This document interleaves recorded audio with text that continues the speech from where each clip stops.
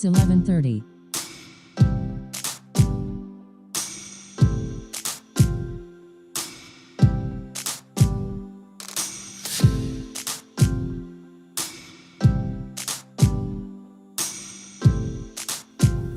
Good morning, everybody. This is the Saturday morning edition. Let's call it noonish. Noonish. Somewhere near noon. Actually, it's 11:30. And as we can see on our full screen mode here, it's 11:30, 45, 46,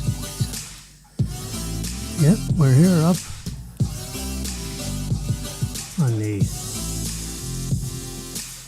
8 floors above Chops in Little Pond Plaza, downtown Boca Raton, about 100 feet above sea level. And you can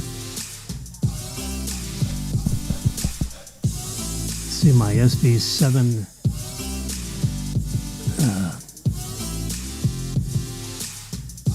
SM7B.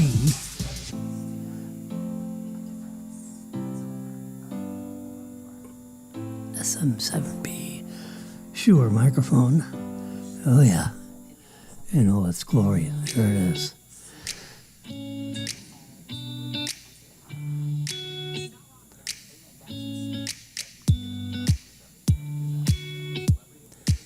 So I spent, this week we had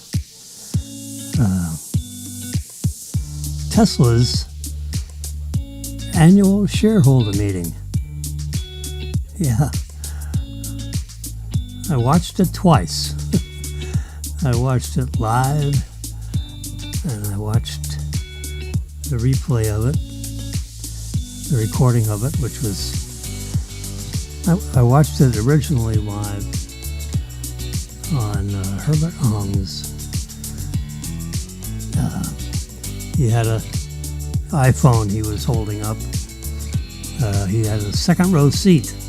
He had a great seat over in the corner. And Elon looked that direction when they went to the Q&A and asked questions. It was really quite interesting. Elon has his own, way of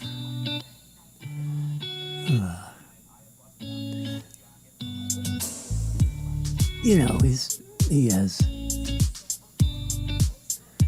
I'm moving the camera a little bit, trying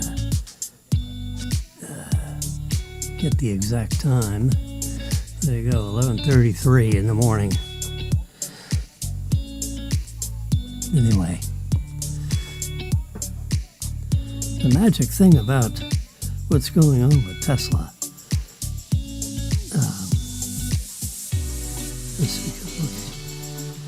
we can look here in the stocks.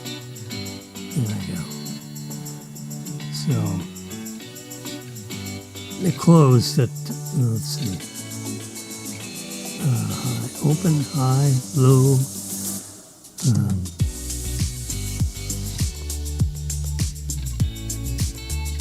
so between, it looks like, let's go with the day. There we go. 429. And after I was trading 432. So between when it closed Friday night to currently, I think after hours trading goes to like 8 o'clock at night. And if I had any guess right. So, for argument's sake, let's just call it 430. Stock is at 430, 429, 430.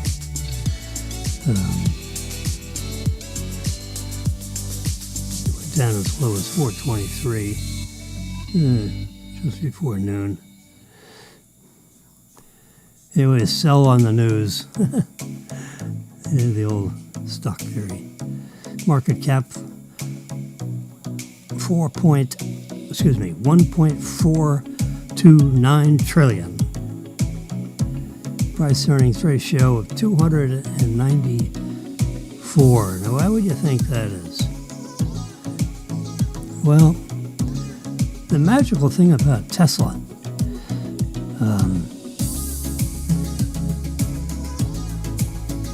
Tesla has this self-driving, this autopilot, which is like a super duper autopilot at the moment, because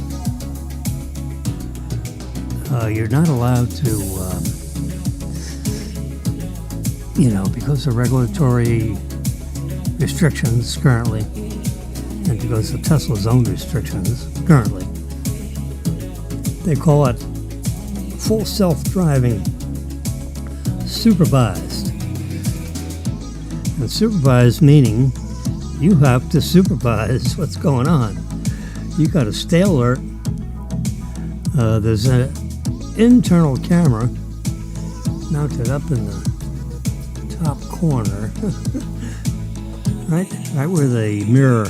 So when you look up at the mirror, just below the mirror itself, there's a little dit. And that little dit has a high-resolution camera in it, looking at the entire cabin, and the software is looking at you, looking out the windshield. It is actually focused, if you will. I don't mean like,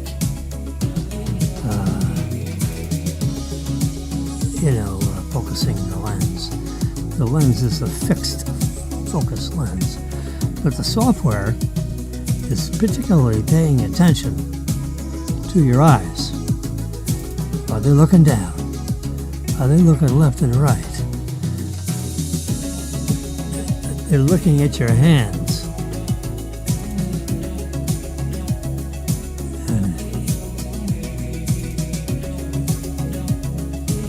And they're trying to see if you have an iPhone in your hand. And are you texting? Because if you're texting, the autopilot will drop off and it'll give you a warning message. And you only get 5 warning messages, I think, a week. And then the system will not activate for a week. Oh boy. So they're pretty persnickety about that.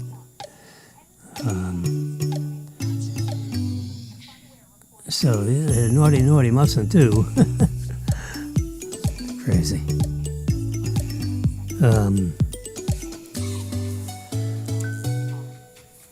But the magical thing about Tesla is that all the cars, well, let's say all of them in the last 4 years, 4.5 years,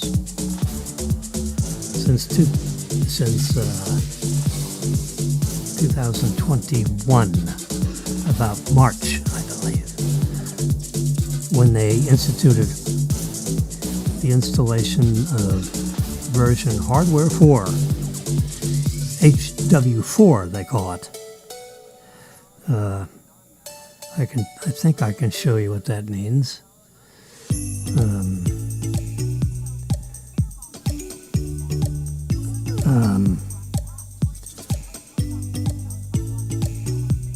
Let's see.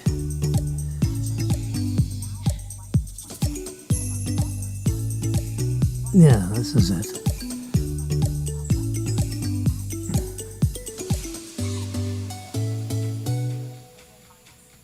I'm looking at the actual specs.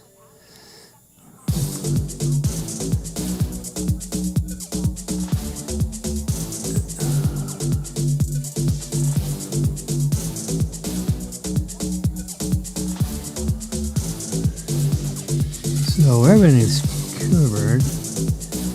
Let's see.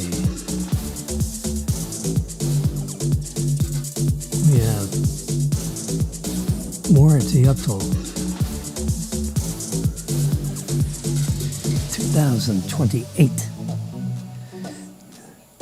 So you get 4 years warranty or 50,000 miles, whichever occurs first.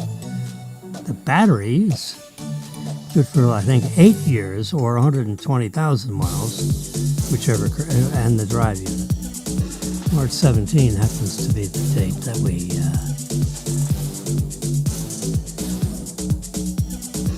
that the car became in our possession, if you will. We're leasing it. You always want to rent or lease, Apple Watches or Teslas.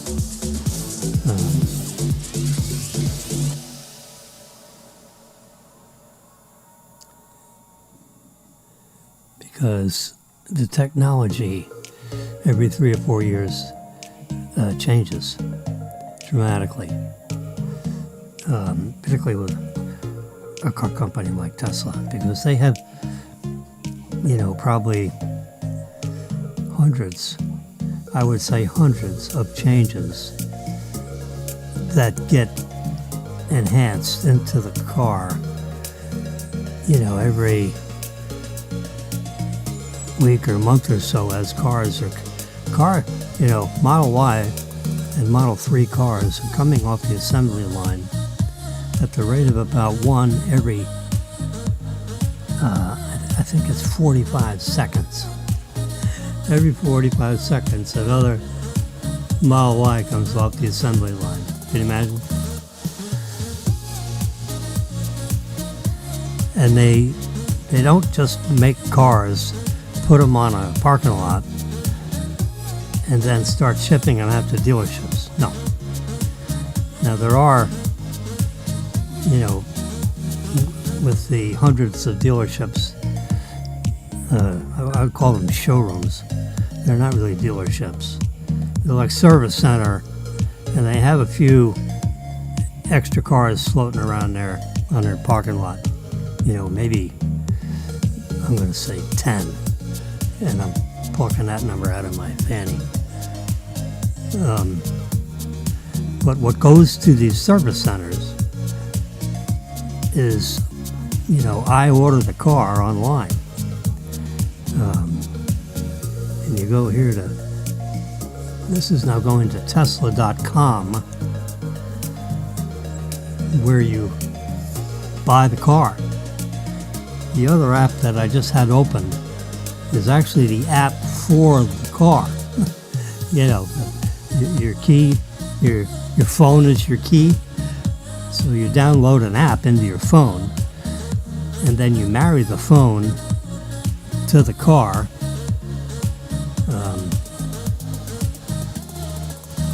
So that your phone is your key. As you approach the car with the phone in your pocket, assumingly, within about 14 feet of getting near the car, which is about a car length away from your car, that's about 20 feet. So right about that time, the car awakes, because remember it's a computer, big computer in there, and it goes, yeah, it doesn't say, hello, Jimmy. No, it doesn't do that.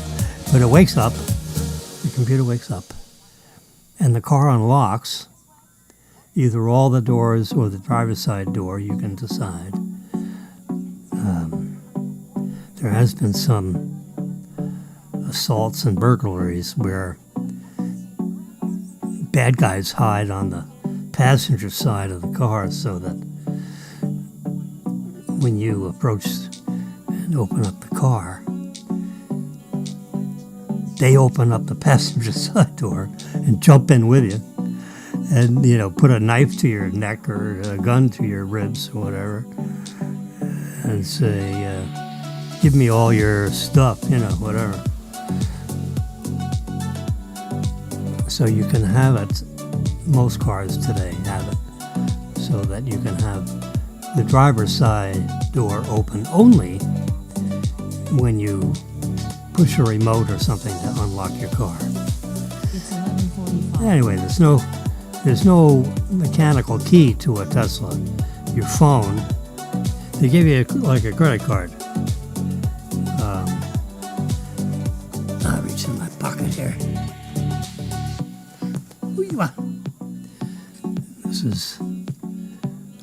This is my modern day wallet. And in between there I have some cash. Not much.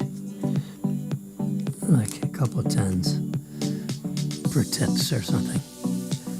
So I have 3 little packets. The first packet is my Tesla packet. And if you look at it very carefully, or if I hold it up, you can almost see a black card inside this nice, oh, what the heck, I'll just open it up and show you for the 100th time. There it is. They give you 2 of these when you get your Tesla. It's exactly the size of a credit card. It has, see, Tesla written on it, you can see, in silver, reflective silver. And they, with some imaging embossed in the back end of the card, it shows you that you tap the card on the column between the front and rear window. I have it in this little silicone case with my, gosh darn it,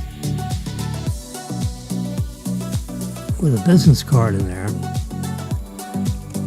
And on the front face, it's got like a plastic face, as you can see as I'm trying to get the silicone case back on here. There we go, get everything all tucked in there nice and properly. And then on the front face here is a picture ID. It's my passport card. And,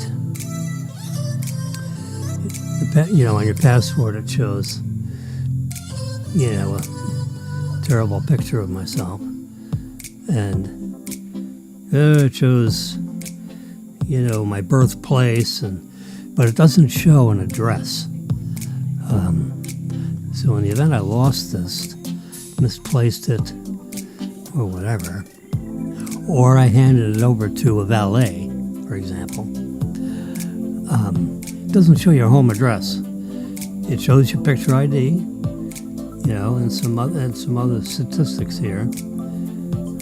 My name, my birth date, when the card expires, my passport number, a little reflective doodad in there. Anyway, so if I lost this, or the valet ran off with it, or the valet, I give it to the valet. I rarely give the car away to a valet. So that's one installment of my wallet. I guess second installment is my driver's license, which of course has a address on it and so forth. And officer, license and registration, sir, so I can hand him my license. Because he's going to tell me to take it out of this thing because he wants to put it in his car and swipe the back of it to get all my data. Anyway, so that's, so I just pull it out of that. And then my third one is my debit card. Tap. Because now you can, they have, you can see the taps, the symbol for like internet connectivity, Wi-Fi or something. So you can tap this on the cash register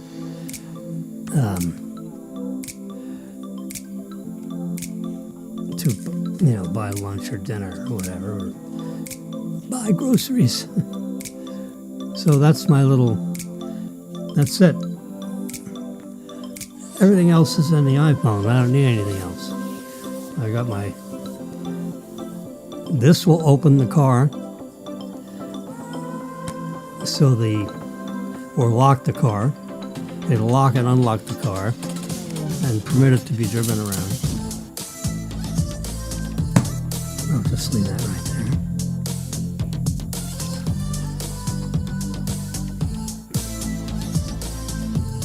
So it's quite ingenious. Your phone is your key. So since the car is going to recognize the phone because you previously registered the phone with I've actually registered an iPad. I have an iPad that's in the living room. And I actually took it and registered into the car, so if for some reason or other my phone ran out of power and I had that iPad with me, the iPad would be your key. And it'll unlock the car and, function because you pre-registered that iPad. My watch, if I touch this middle, I can actually see I got 190 miles worth of range in my battery in my Tesla. And you can see, I'll do a setup watch key. So we're going to look at excuse me a minute, I'm going to go to my photo albums. And let's see if the watch keys. There it is. That was quick. So you can see 231 miles worth of range in the car. It's a Model Y as of 11:51 this morning. I haven't been down to get the car in 2 days because Marilyn's out of town and I haven't used the car in 2 days, so last seen 2 days ago. This is a Model Y car. It says Model Y and it has my phone number there, which streams across. When I did the print screen, you push two of these side buttons simultaneously. And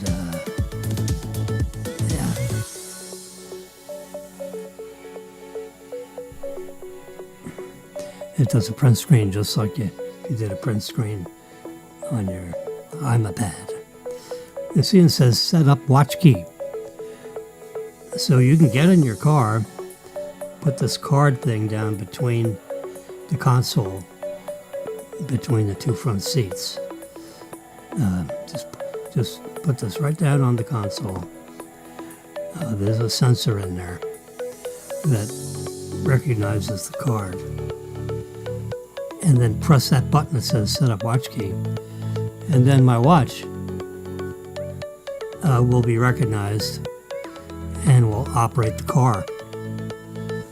In the event I lost my phone, the phone ran out of battery, whatever, the watch will open up the car and start the car just like the phone did. Pretty amazing, huh? And it's all magic with the Tesla app and Apple, and so your phone is your key, and so can your watch. So we were talking about the magic about Tesla. I went to Tesla.com. You can see it on the very top. I'm going to see if I can I'm going to squeeze this a little bit so it fits in that window. Let's get in and see here. This is how you buy your car. You go to the app and it says you want to learn more, and it goes through all. We're going to order one. Let's just do this real fast. Just want to show you. I mean, this is how you buy a car with Tesla. You don't go into a dealership and buy the car. If you go into the dealership, they're going to whip out your phone and have you buy the car on your phone. and show you how to do it. They don't actually. You can't write up a car deal in the showroom. Those are strictly so that if you wanted to go there for like a test drive, or if you had questions and you wanted to talk to somebody, there are 2 or 3 people floating around in there that are Tesla employees. All right, so we have the standard rear-wheel drive. This is all. I'm going to press the lease in the middle there. You can cash sell 40. So you got 4 different versions of the car. Premium rear wheel drive. When Tesla first started making these, they were all rear-wheeled, both rear wheels, setting up to the drive unit. As time went on, they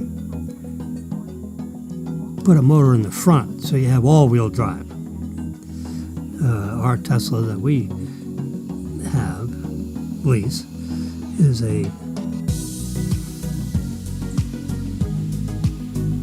look at this. You got standard rear wheel. Let's go to lease. How much a month? Performance all-wheel and premium all. Oh, I guess we want premium all-wheel drive. So the base model is, and we're going to change edit the leasing details to like $1,500 when you buy the car. You got to pay transportation and transferring of the title. So that's what they consider a zero down. You're not buying down the lease from the standpoint of a capital buy down.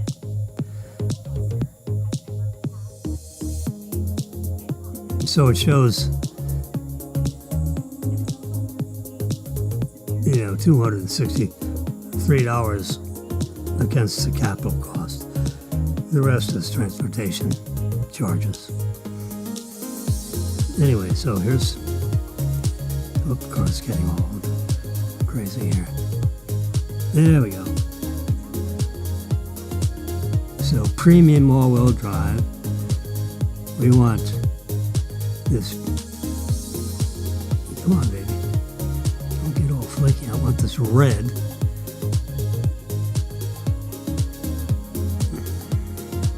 I want the white interior. I want the red color. There we go. This touchscreen is a little. I guess I flicked around a little too fast. So the red costs $2,000. The white interior costs $1,000. There are colors that are like white, black, no extra charge. And this gray color included. We have jet black, diamond black, they call it, $1,500. The red, I think we said next time we get one of these, when this lease is up, we get a red one.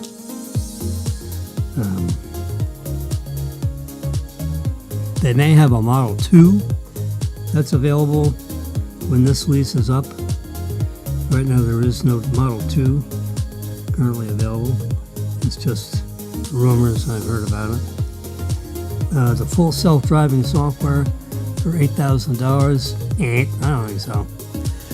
Because you can get it month to month for $100 a month. So I'd rather do it that way. Because, they had this weird thing. If you bought the $8,000 full self-driving software where it's all activated when you get the car, when you lease a car, you turn the car back to the company. So what is a full self, that $8K go away?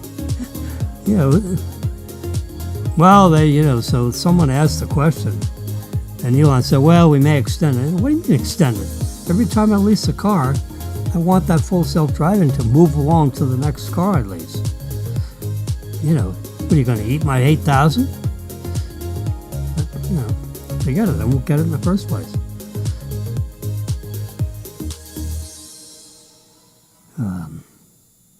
And there's things you can buy, which you pay now, with your credit card, debit card. You have the all-weather rear trunk liner, tire repair kit, mud flaps. So you really want to get the trunk liner and the interior, the floor mats, front and rear. So that's $250, $350, $375. The air compressor and the tire repair kit's another $100. So that's that. So for $500, you're only going to have to hold on to this stuff for, because here they say the car's available November, December. This is November. So typically these cars come in about a month. And that includes the transportation to your, within about 5 miles of where I live. I'm told, I've read, that in the future, that since it has the full self-driving capability, the cars will automatically drive themselves to the front of our building. And then it will call you and let you know that your car has arrived. It doesn't require anybody to be in the car because it just full self-drives itself right to your...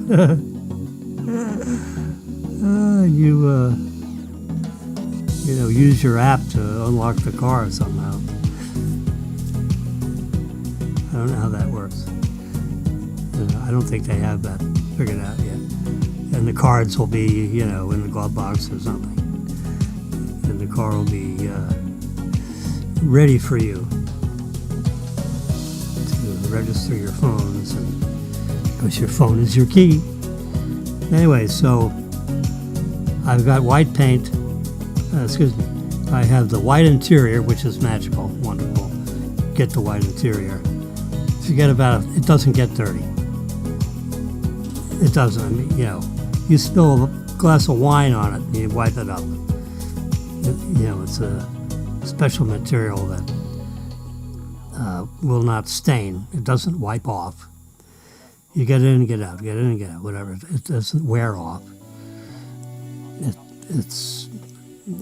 It's not covered with a paint that'll wear out,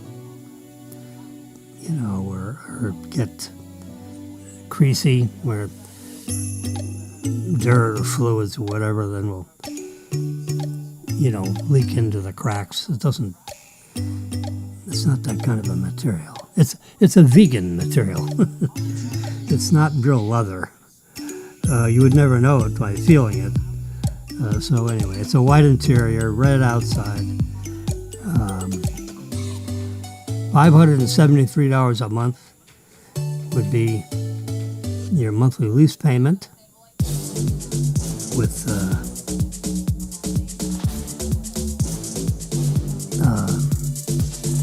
edit leasing. Let me just make sure I got that right. Yeah, do it delivery is $1,500.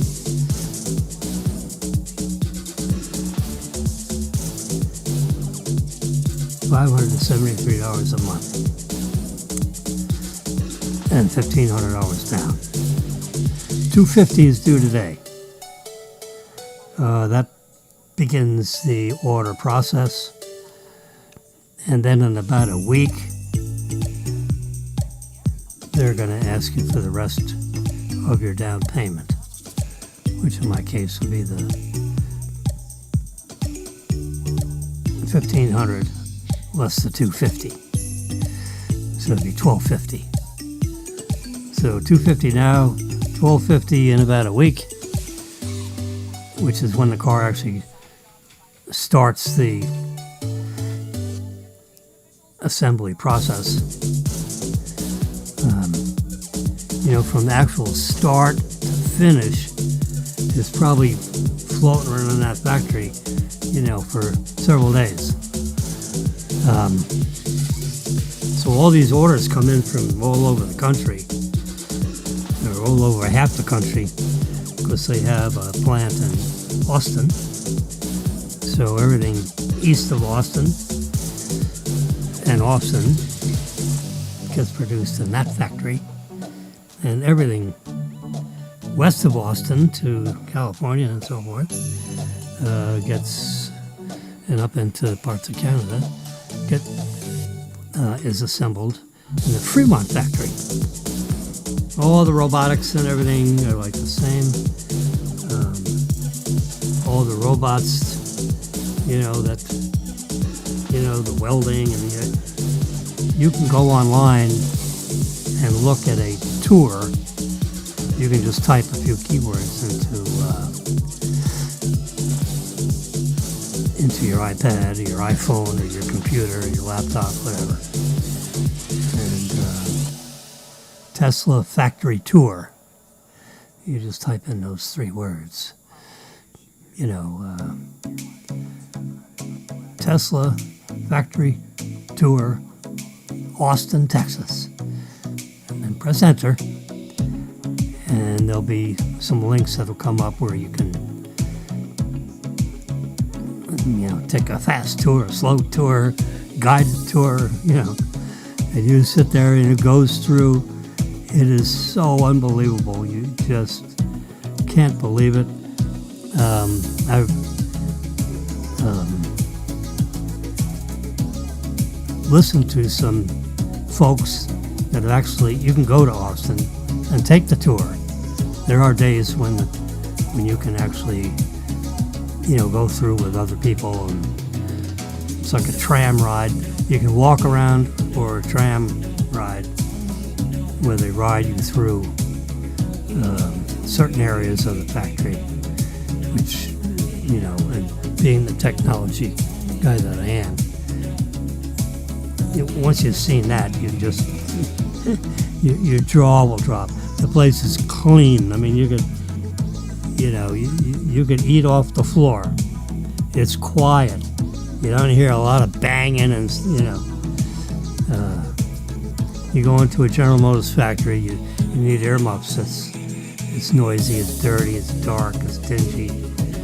You got oil and grease and stuff all over the floor. And then just Tesla factory looks like you just went into a Denny's for breakfast. Everything's clean and polished. They got robotics, running around cleaning the floors at nighttime. The place is just clean, period. All the parts and the materials, it's basically, it's 96% automated. 4% of the assembly process is not automated. We have people that are doing things. Not many.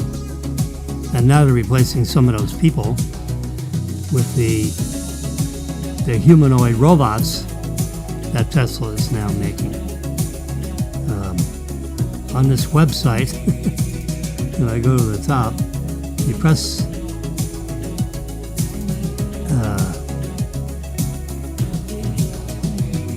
press the Tesla logo right here, where it says Tesla, Tesla. Touch that, and it starts over again, and then you can, a menu which vehicles, energy, charging, shop, support.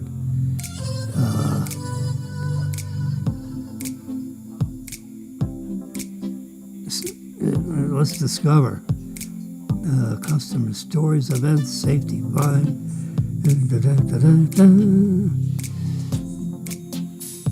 Demo drive, you can order up a demo drive. Here's vehicles. So you got the Model S, the Model 3, the Model Y, which is what we have, which is like a Model X, but 6 inches shorter wheelbase. The Model Y is about a $50,000 car, and the Model X is about a $100,000 car. With a few extra luxury treatments, gull wing, 2 rear doors, which, it doesn't do anything for me.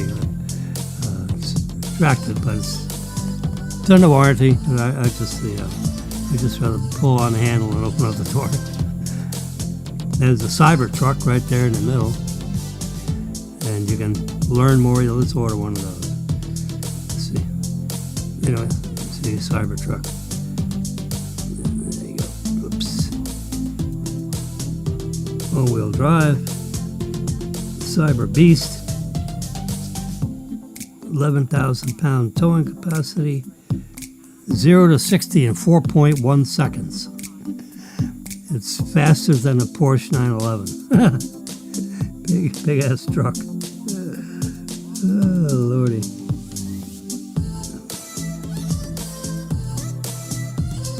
Anyway, so you can all-wheel drive. There's bed outlets. Adjustable ride height, adaptive air suspension.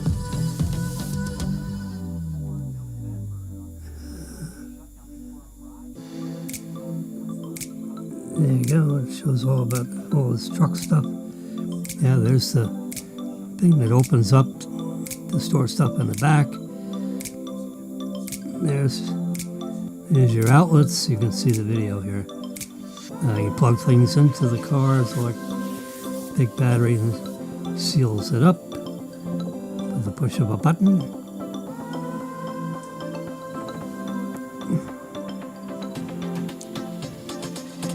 No packages included. You get 20-inch wheels. 325-mile range to those wheels. And these other kind of wheels, whatever they call those, you lose, looks like about 12 miles of range because of the different, these are all terrain, these are all season, these are more street tires, these are with knobby, if you can see, they're kind of knobby, where here the tread is more like a tire that you have on a regular car. Terrestrial armor package. I wonder what that is. You get all the stuff around the bottom edges and everything. That's another $3,000. What the hell? Get the white interior. Yeah. Safety engineered. That's all included. Self-driving supervised. I don't think so. We'll pay for that by the month. Universal home charge with the 600. You can plug it in. You need this cable though, which costs you $300. Yeah. There are other cables you can buy. This is, if you're going to buy the cable, you may as well get this with the, got a couple of extra adapters so you can plug into an RV camp, to get your battery filled up. And you got the mud flaps, projection lights, whatever that means, cargo net, all-weather interior liners, crossbar now. So we have to look into that. See. Anyway, so it's 12:15. Estimated payment.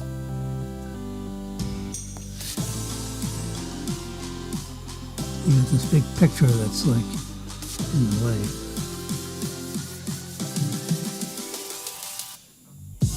Oh, we want to hit leasing. Yeah. There we go. What's the deal? Give me down the bottom. Due today is 6:30 because we're buying the cables.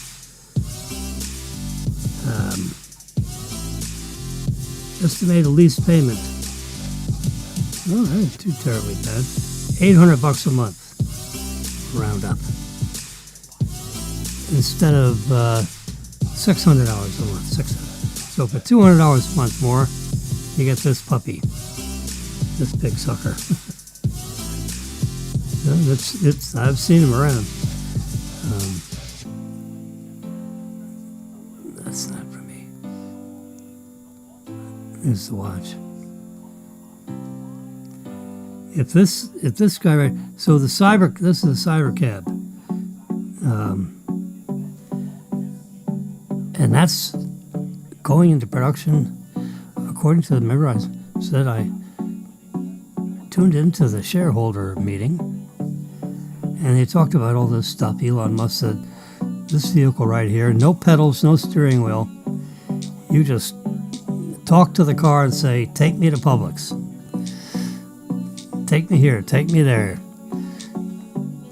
Look on the map and push a button on the map. Take me there. And it asks you to fasten your seat belts. It's good for 2 people and a lot of trunk space. It's basically a 2-seated car. One bench that goes across with it's 2 seats. And they say basically it's like an Uber, except there's no driver. But you can lease them individually for your own exclusive use.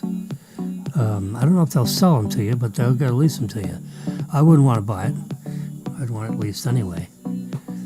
So every 2 or 3 years you turn it in and get a new one.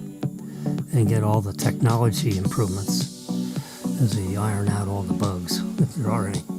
They do a lot of ironing out before they give them. Believe me, the first lease I had 5 years ago,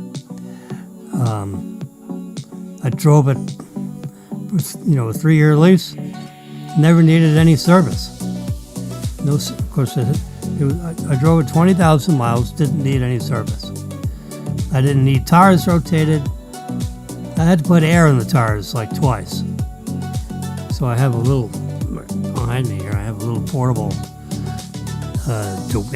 DeWalt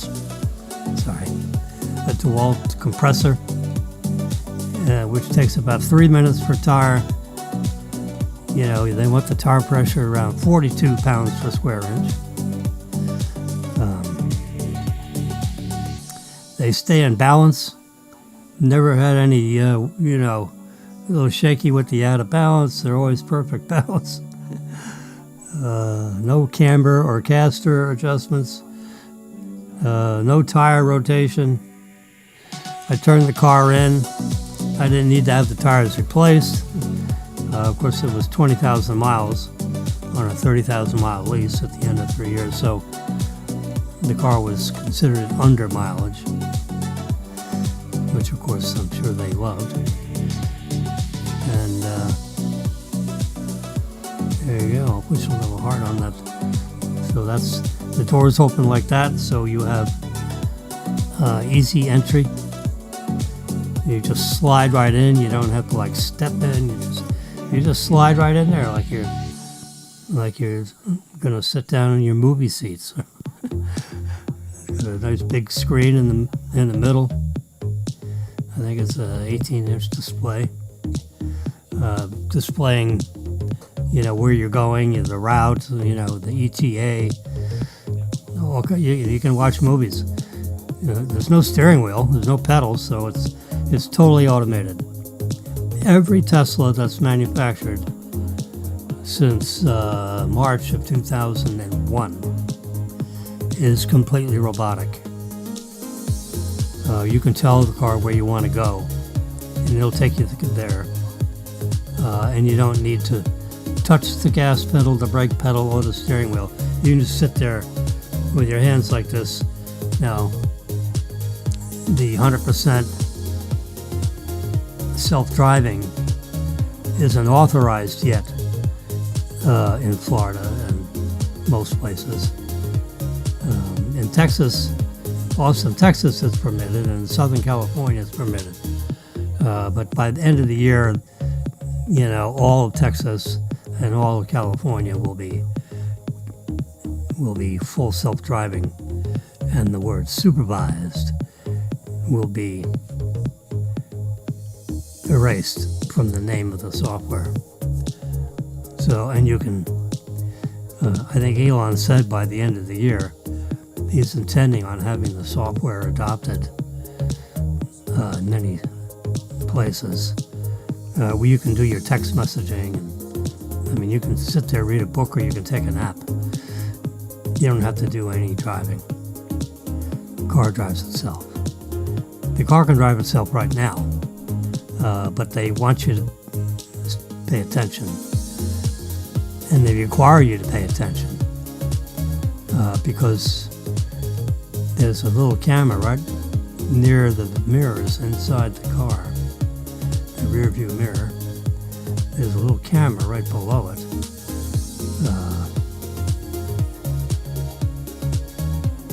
That's watching you. And if you start texting, it's going to say, an alarm is going to go off, like a chime of some kind, with a message will come up on the screen that says, pay attention, no texting permitted. You have to put your phone down or else the car will pull over to the side of the road and stop. All robotic, There's nobody watching you. The car is watching, the car's computer is watching you. You can do 5 of those. It'll alarm you. So if it stops itself 5 times, you can't turn the system on. You can drive the car, but you get no autopilot for a week. And then those 5 attaboys get erased, and you get a new 5 shots at it. I've not had any. I've not experimented with that because you got a steering wheel and a brake pedal and an accelerator pedal. So when I have it on autopilot, I have my foot rested on the accelerator pedal, and my hands are on the wheel. Just because the hands are on the wheel, but when I have the autopilot on, the car will keep itself between the lines perfectly, better than you can. It's got 7 cameras, not counting the interior camera. 3 looking forward, 2 on the left side, 2 on the right side, and 1 looking rearward. Those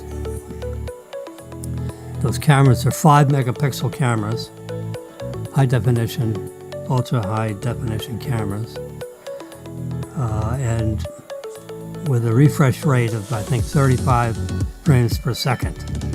So 35 times a second, all those cameras are looking in all directions simultaneously.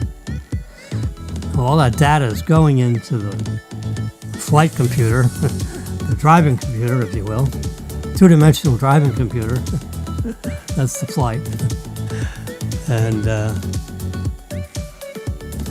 car drives itself. It's unbelievable. It's right now this is information that I heard at the shareholder meeting, with 5 billion, with a B, with 5 billion miles of full self-driving computer logged miles. There's an accident about every 5 about every 5 million miles. Now this is looking back over 5 billion miles of driving, 6 billion miles of supervised driving. So the National Highway DOT, NHT, that is 5 letters, beginning with an N for national. There's a T in there somewhere. They log all the miles that all cars drive.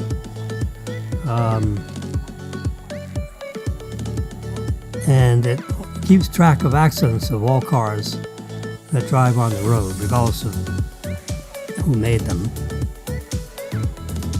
And it averages out for all cars, and by model. And per year, no, the way they do it is the average number of miles of all cars driven on all U.S. roads. The averages for all car models is about 600,000 miles. Every 600,000 miles driven, all cars all over the United States, every 600,000 miles, there's an accident. Okay? With the Tesla autonomous driving, if you will, but supervised, because you have to pay attention. Whether you have to do anything or not, you still got to pay attention. Look up. And it knows if you're looking sideways instead of looking forward. You know, it allows you to look sideways because you may want to look sideways just because you're driving a car and there's something crazy going around on your left or right side. Now, if you're going to change lanes, you use the signal thing, and the cameras activate on that display. So you really don't need to look left. There is no blind spot, so to speak, because there's 2 cameras on each side. So if you do the left-hand signal to change lanes because you want to pass the guy in front of you,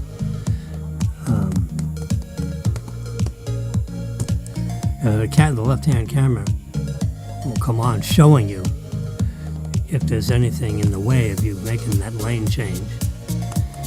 And there'll be a red barrier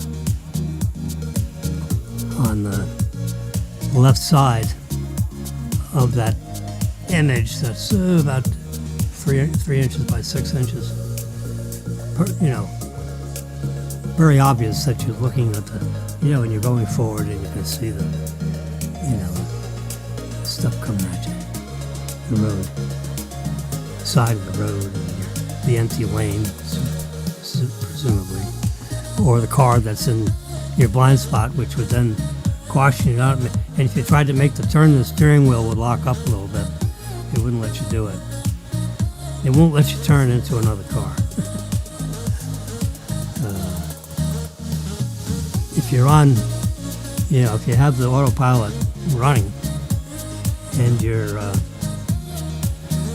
let's say, it's a 65 mile an hour road and you're behind a truck that's going, you just put on the left-hand signal and it'll pass the car for you. It'll pass the truck. It'll look at all directions. It'll make sure the lane is clear on the left, because you're going to change lanes to the left always. And it'll go around the truck and then resume, your 65 mile an hour speed. Assuming you can go that fast and not come up against another slow driving car, in which case it'll just stay in the fast lane. Now, if you have it, you can they have different profiles when you set up your car for the first time, where you can have it set for slowpoke and chill, or you can have it Mad Max, It's 12:30. which is like you're in a hurry all the time. Or standard. I have it set for standard. I set it on slowpoke. I call it chill. And it stays in the right lane too much. And it stays behind slow-moving trucks. If you have it on standard mode, it'll go around a slow truck automatically and keep up to your speed limit and so forth. So standard mode is we really want to. If you're admittedly, I had it on chill mode for like a whole year. I figured, all right, I read about everything for a while now, so I've been reading about Teslas for like 12 years. Finally started driving them 6 years ago. 5 years ago. Well, my second one. I'm a year and a half into my second lease. My second 3-year lease. We'll see, at the end of this, another year and a half, we'll see what's available. Who knows, maybe we'll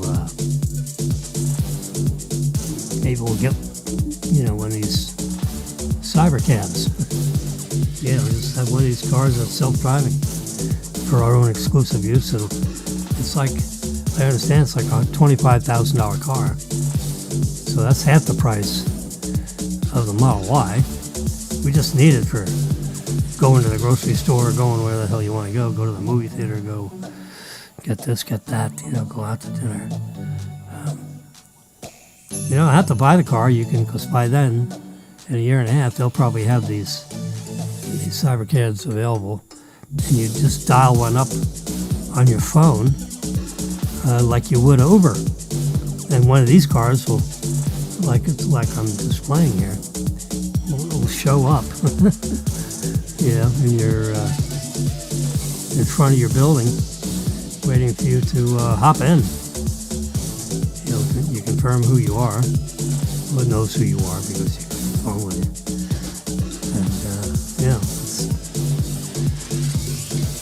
And you can take a cybercab anywhere you want. Don't have to actually have one exclusive. They run these around all day long. They'll have a fleet of probably 400 or 500 in southern Palm Beach County, northern Broward County, which will run all over the place. If you use Uber, like if you want to go from here to Publix, which is, let's say, 2 miles away, 3 miles away, 4 miles away, just say 4 miles. It's going to cost you $10 each way. If you take one of these cybercabs, it's $4 instead of 10. And you don't have a driver in it. You just get in the car and it takes you there. And then waits around, drives, drops you off at the front of you come back out at Publix, order up another one of these things, takes you back home. You can put stuff in the back, your groceries, whatever, and take you back to your building if you're in a multi-family building, or take you right to the front door.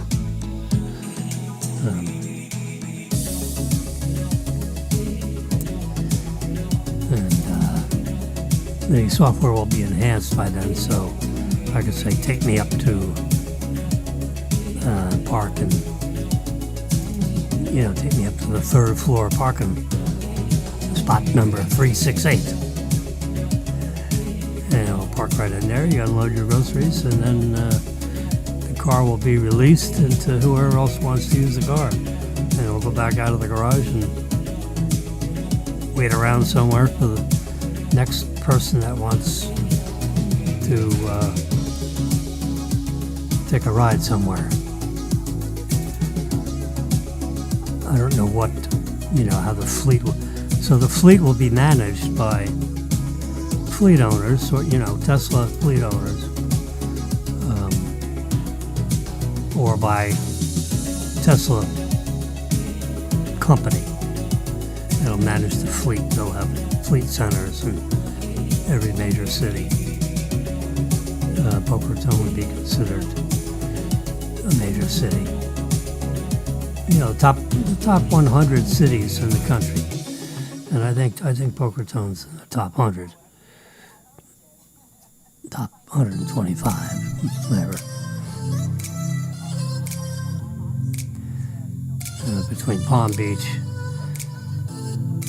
and Broward County, Palm Beach County, Broward County, there'll probably be 1,000 cars. I don't know how many cars, but they'll figure it out, because they'll want to have a certain amount of they'll want the cars running 50% of the time, 50% driving and 50% idle, and they'll put the whatever number of cars is required, so that they'll be driving around 50% of so they'll get 12 hours of driving out of a 24-hour day. A drive and then a wait for the next hail, they call it. I used to drive Uber for a couple months to understand how it all works. I was an approved Uber driver. I had a 4.95 approval rating. I had one bad one because the computer I had a ride into Fort Lauderdale somewhere, and it took us to the wrong place. This guy was in a hurry, and it took us to the wrong place. I mean, it was about 5 minutes away from where he actually wanted to go, but it was the wrong place, and then I had to, have him tell me the address again, and oh boy. He was about 10 minutes late. He dinged me. That's the only ding I had. Everything else, 5 stars all the way.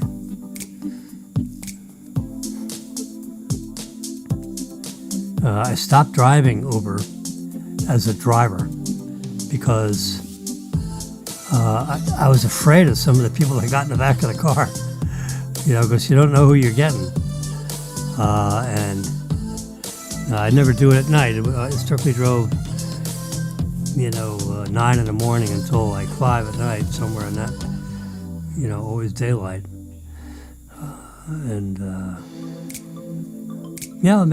It made money and all that stuff.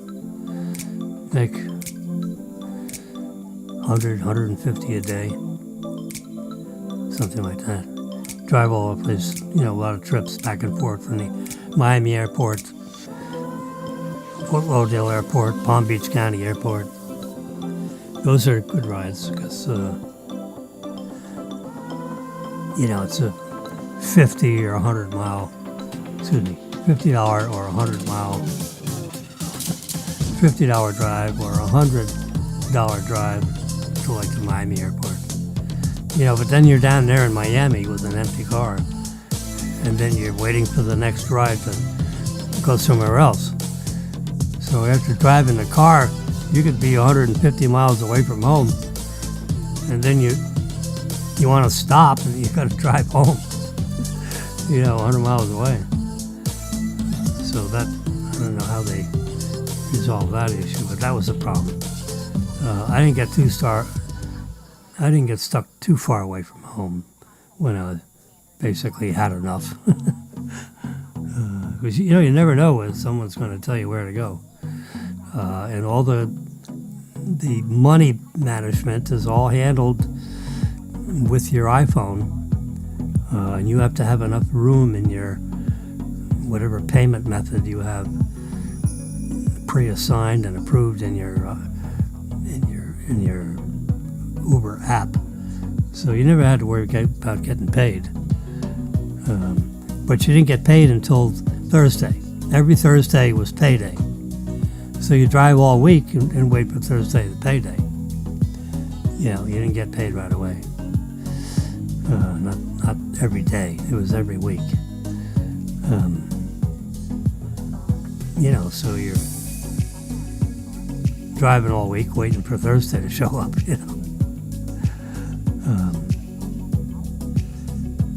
and they would confiscate. They'd take 20%. You got a little bit for driving, and they'd take 20% of your tips. So you only got 80% of your tip money. Their commission, so to speak, was they'd keep 20% of your tips. So if a guy gave you $20 tip, you only got 16 of it, because Uber would keep 4 of the, 20% of the tip money. Anyway, that's a little bit I remember about. Anyway, the money part was okay. It's not a get-rich thing. It's more of a supplemental income kind of a thing. You're driving. I was driving a Tesla. I actually was driving a Honda when I first started, and then we got our first Tesla. I was still an Uber person, and drove Uber for a while as a Uber Tesla driver. You plug in at night and you fill up. So the electric charge was 1/3 of what it would be if you were buying gasoline. And every day you'd leave the garage with a full tank of electricity, so to speak. You have 300 miles worth of range, from every day, which is, I don't think I ever drove 300 miles in a day, Uber. Even though it was available to drive maybe all day. You're not riding with someone in the back all day, because it's 50 or 60% of the time you're waiting for your next ride. That's the thing with Uber. They want to have more than enough cars, so the wait time is 3-4 minutes maybe. They don't want 10, 12-minute waits. If the wait times get up that high, that means they don't have enough cars on the road. Not enough drivers available. Anyway, so that's a struggle for the managers of Uber to make sure they have enough qualified drivers registered. You got to make sure they're insured, and the car is not older than a certain, like 5 or 6 year old. They have some kind of limit on how old the car can be. I don't know if they probably do an insurance search to see if you're a reckless driver. I don't know what the logistics is on qualifying the drivers, but it was interesting. I did it so I could write articles about the whole business. And you can see the articles. I've written about all kinds of topics on WordPress. FAU4U.wordpress.com. Let's see if that's FAU4U.wordpress.com. It sounds like look, there's like a button right there.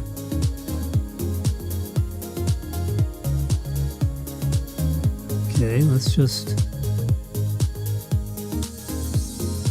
Well, here's the one down. Here's one right here.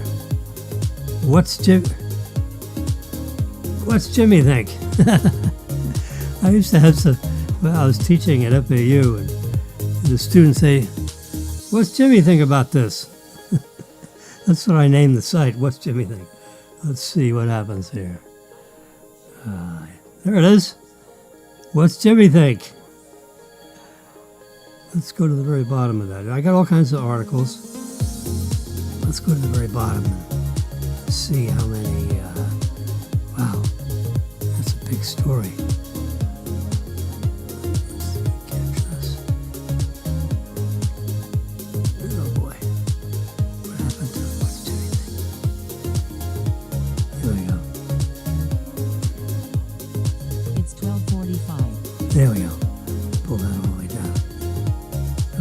what's it say? It tells me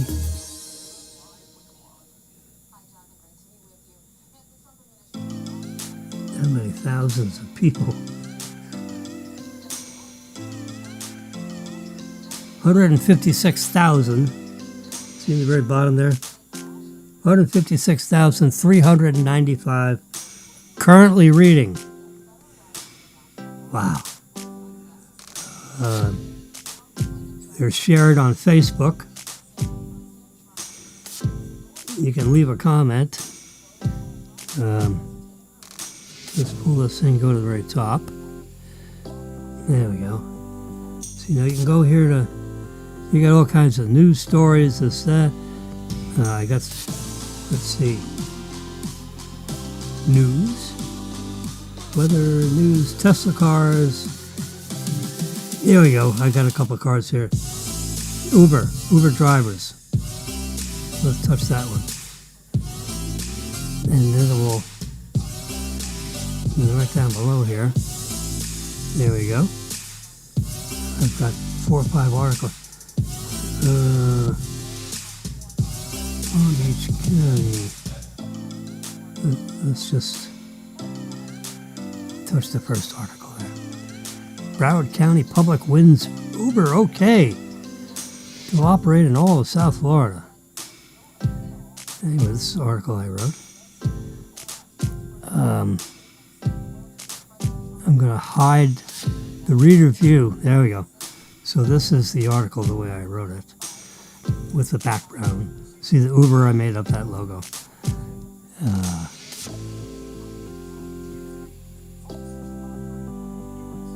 So this is written, I got October 2015. That's when Uber was first. See, there's your Uber thing and how you all this is custom written. This graphics is all captured,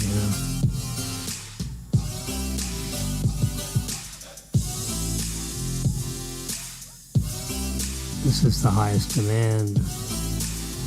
Florida, the Uber, These are the county commissioners that voted for or against it. In Palm Beach County, this is pictures in the hearing room. The Broward County Commission voted 6-2 in favor. So why did, you know who voted against it? Were the people that politically donated to, like, the Taxi Cab Association of South Florida. There was an association of taxi cab industry. Broward County, oh my God, that was it wasn't as big a deal in Palm Beach County as it was in Broward County. You had an Uber thing that went right through into my watch. So my watch would ting if someone was trying to hail my car. There was a button you pushed on your Uber app that says you're available. And then anybody in your, within 5 minutes of where you are, and someone, within, wanted to ride in your car because you were 2 or 3 minutes away from where they are, and then the computer system they had would automatically connect to me, and then I would go pick them up. That's how that works. So if you like this article and you want to donate, let's see if this works.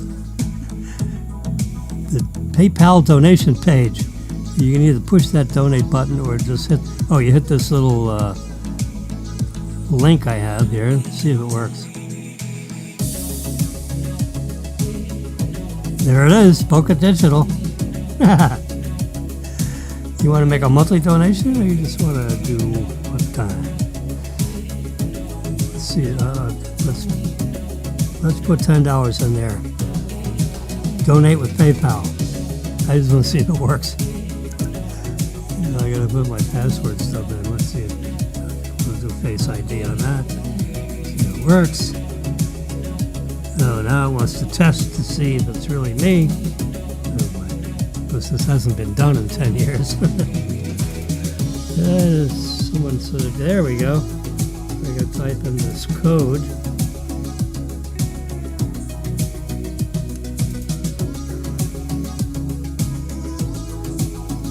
Pardon me, Juan. There we go.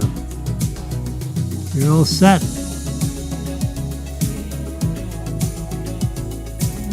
So I should have just.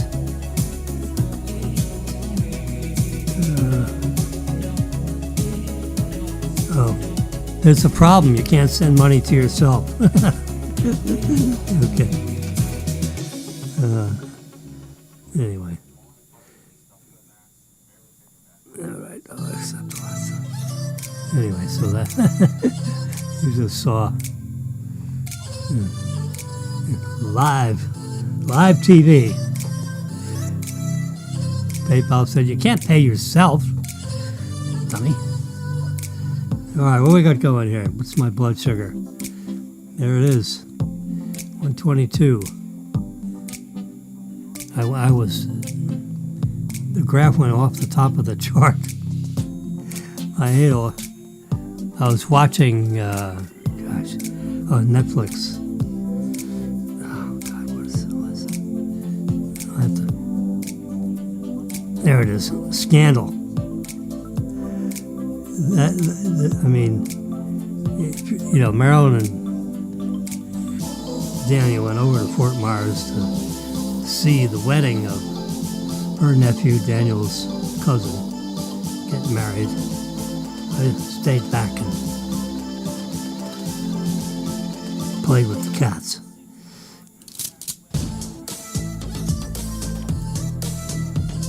I'm up to season 2, episode 18. Molly, you're in danger. It's so good. I've been. Let's see, this is Saturday, Friday, Thursday night. I watched this until 4 o'clock in the morning. From like 7 o'clock at night until 4 in the morning. It was like a 6-hour binge watch. 8 hour. Oh my God. Long time. I got 27 minutes left on this episode, as I can see there.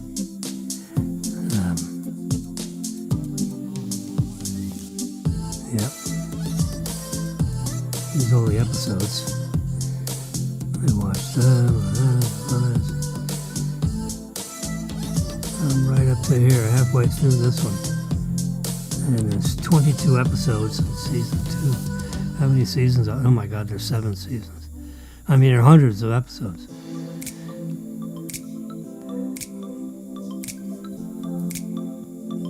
Anyway, the episode runs, 43 minutes. Because this was all on TV at one point in time. So they're all 43-minute episodes. Because there's 17 minutes worth of commercials. Now, of course, when you watch Netflix, there's no commercials. But when the screen goes to black and then it comes back, when it goes to black, that's when a commercial would come in that was on a network. And then go back to the show. But when you're watching it on Netflix, all you see is it goes to black and it comes back into the episode. So it like pauses for. Now you can put the thing in pause and then go to the bathroom if you have to relieve yourself, which is what I did. But I ate a whole box of these pretzels that you put in the toaster oven. I ate a whole box of them. My God, it was.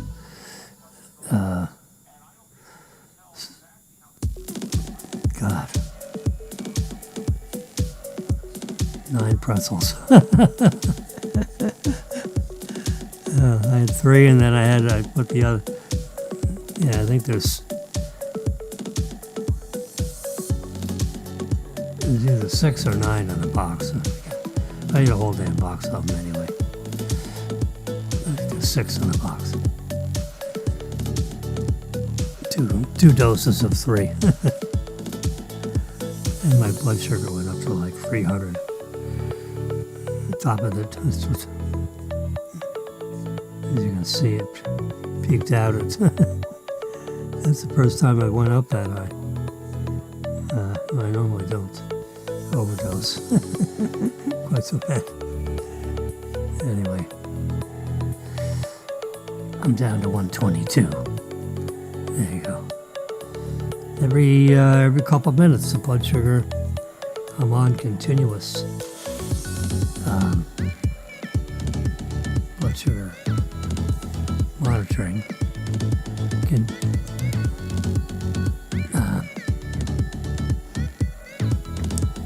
They call it CGM, continuous glucose monitoring.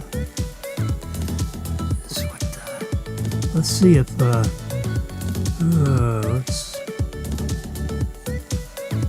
see if let's see where Maryland is. Oh my God, they're still in Captiva. Having a nice lunch. Whoop, nope. Sorry. Let's see if we can. They're on. Looks like they're en route. We'll wait for the computer system to. This is live TV, folks, so.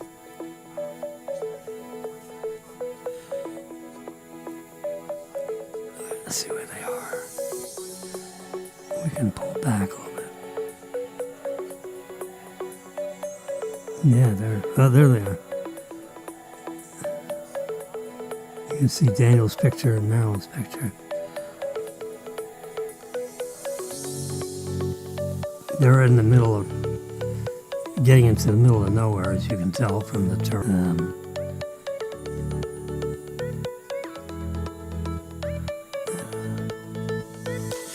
They're still on Sanibel, but they're on the road. They had breakfast over there somewhere. Whoop, there they go. Whoop. My finger's a little, this touch screen's a little, there you go. They're on this Captiva road. They're 164 miles from here. You can see over, oh, you can't see it. Can I move this over? I can do this. There we go. Now you can see the flight plan. They're in the JN Ding Darling Ding-Darling National Wildlife Refuge. Ding-Darling must have, J.N. Ding-Darling must have made a contribution of some sort. Anyway, they're on the J.N. Ding-Darling National Wildlife Refuge on the road that's running through it. And as of 1 minute ago, they're 164 miles away, 2 hours and 40-minute drive from there.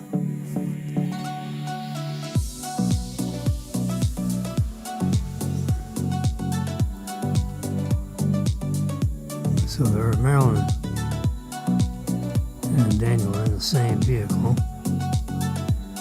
It looks like Bob and Jane are a little bit ahead of them. They had breakfast somewhere on Sanibel. And now they can zoom back. And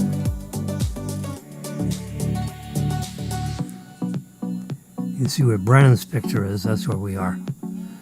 If I zoom in over here, you'll see there we go, a blue dot that was buried underneath. Brennan's working today. He's over at the Royal Palm Yacht Country Club. And I'm here at the blue dot, Royal Palm Plaza, right above Chops. I can do 3D mode. And you can see that's it. Right on the top. See Chops Lobster Bar? That's on the ground floor. And I'm about in the middle of the top floor up there where that blue dot is.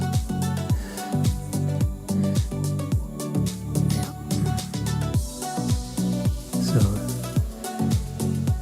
Marilyn and Daniel are on the other coast. There you can see.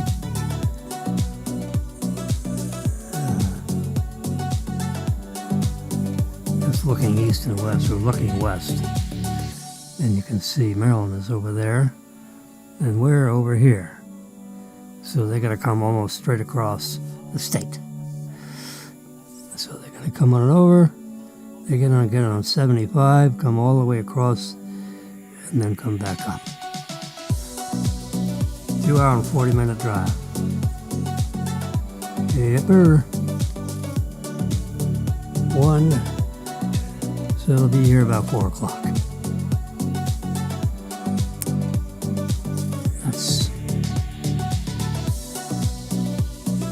Anyway, so 2 years from now, we may be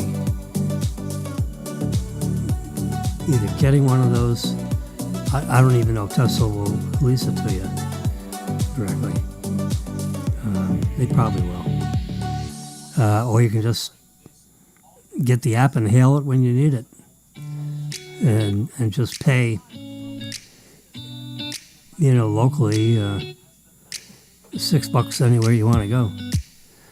So for $12, you get a round trip. You don't have to own anything, or lease anything, or charge it. They clean them every day. They have automated cleaning equipment that if you got thousands of these cars all over the place, millions of them, in theory, they have to be manufactured in such a way that it's easy to automate the vacuuming and cleaning and the wiping down of the seating and vacuuming up the floor. People leave stuff in there. Remove the cups from the cup holders. Suck out the Cheerios that you dropped around the place. Wipe down the windshield inside and out. Anyway, the vehicles have to go through a cleaning station. If you're using their Tesla app, or driving, taking the car, having the car take you somewhere. Now, if you have the car yourself, you lease one yourself, or buy one for $25,000, or lease it for $200 a month. Then the car will be yours, exclusive use, and you won't have anyone else in your car.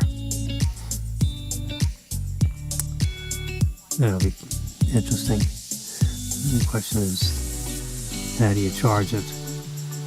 Will there be a charging port built into the side of the car so you can plug in?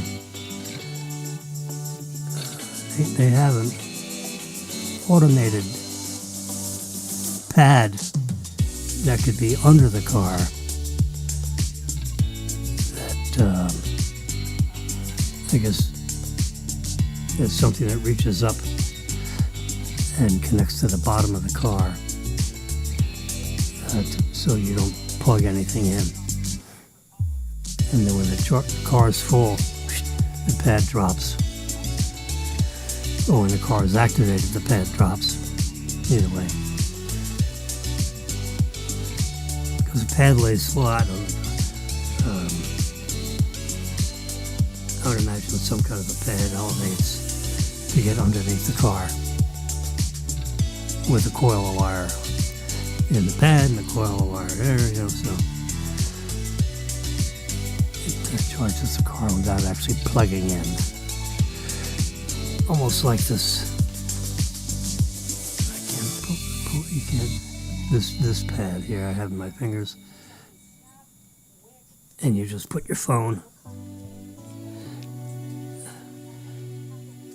attaches to the back of the pad, or my watch attaches to the back end of this doodad for charging the watch. Apple Watch runs for about 2 days on a charge. 42 hours, I'm told, from reading literature. Anyway, that's a picture. There's. Can you believe it? I can set the watch up as the key to the car. You know, who knows? Maybe your phone runs out of battery when you're going to be stranded. Because your phone is your key.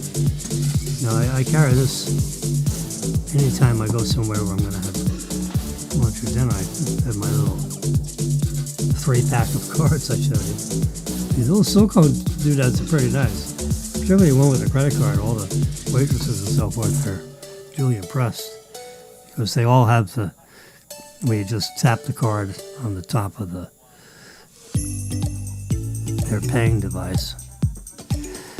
A lot of restaurants now, they bring a little handheld thing right to you, and you tap the card yourself, and approve the amount of the check, and then enter in the tip. Sign on the line, and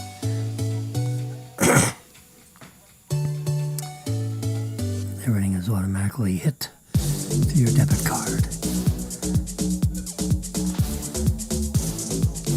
I think Chops won't accept cash.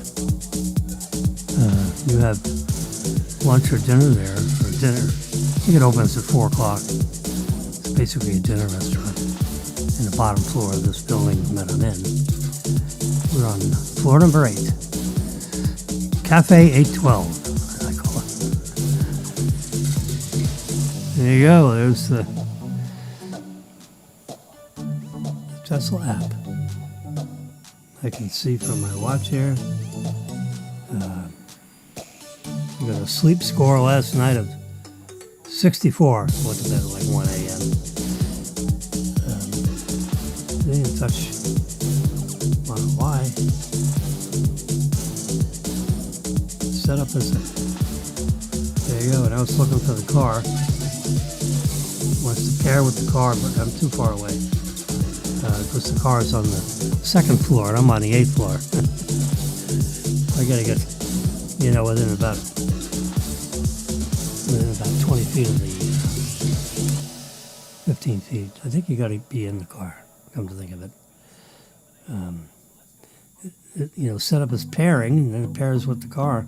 And it uses the biometrics, that's established.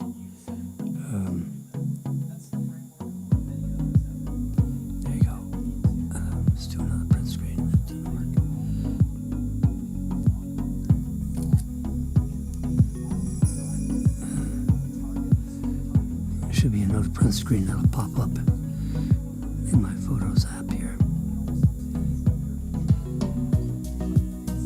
There it is. See, see Model Y, and then you see 5, 6, 1, 4, 1, 6, 1100. Yeah. I didn't put my name in it. You can name the car anything you want in the Tesla app. So I named the car Model Y 561.416.1100.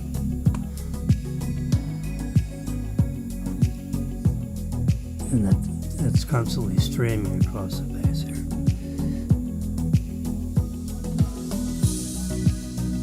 Tells me the mileage. I scroll down, I can see the serial number, the app version. And see odometer reading available on this screen. Doesn't look like it. I guess until you pair it with the car. No, I can see it with the Tesla app, I think. Let's try that. Tesla app is down here. Oh yeah, 11,163 miles we got on it. after about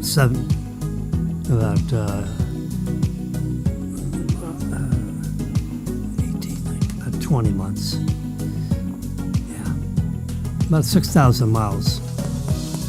Excuse me, 600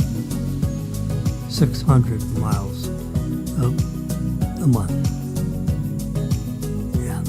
See, set up the phone, it's looking for the car.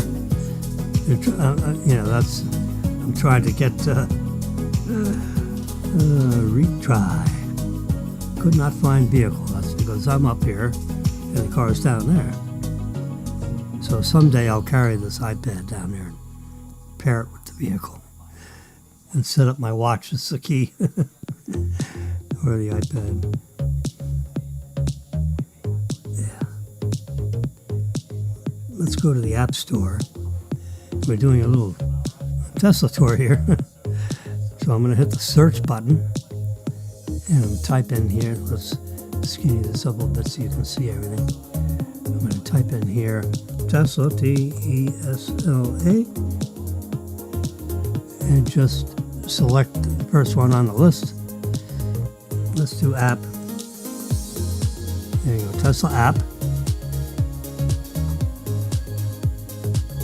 All right, the one that says open. We're not going to open it. I'm going to just touch here.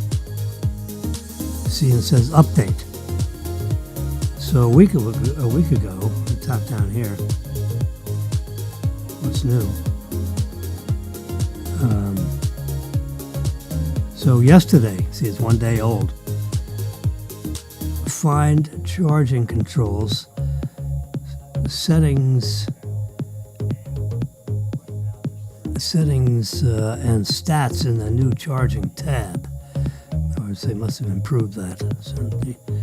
So I can update the app on it's on my iPad here. I guess I'll do it on my phone also. So now the app is being updated. I'm going to do the same thing.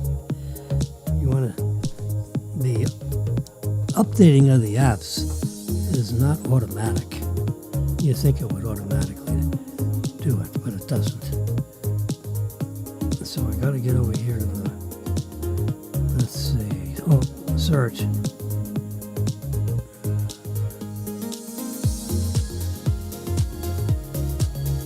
Oops. Whoopsie. Oh, here, it's down here.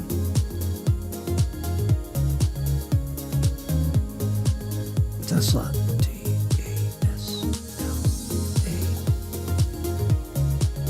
Tesla app. There you go. You can see it on my phone there.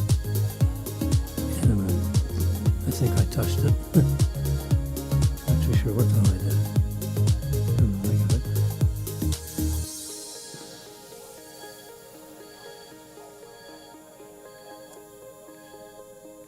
This is like Mr. Wizard. All right. Touch that. And you see where it says open? I'm going to just touch that. And then it changes from open to update. If you can see that. Update. This is a day ago, yeah.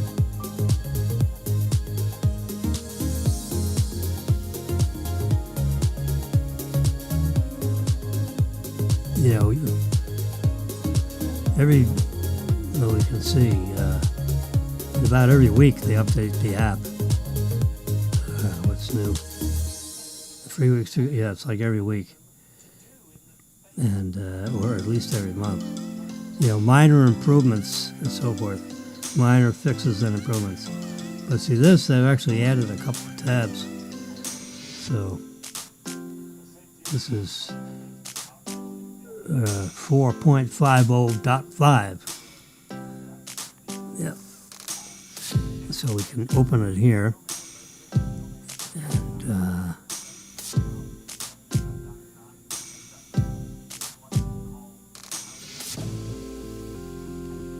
find chargers, charging stats. So maybe, so you can see on average. It's 1:15.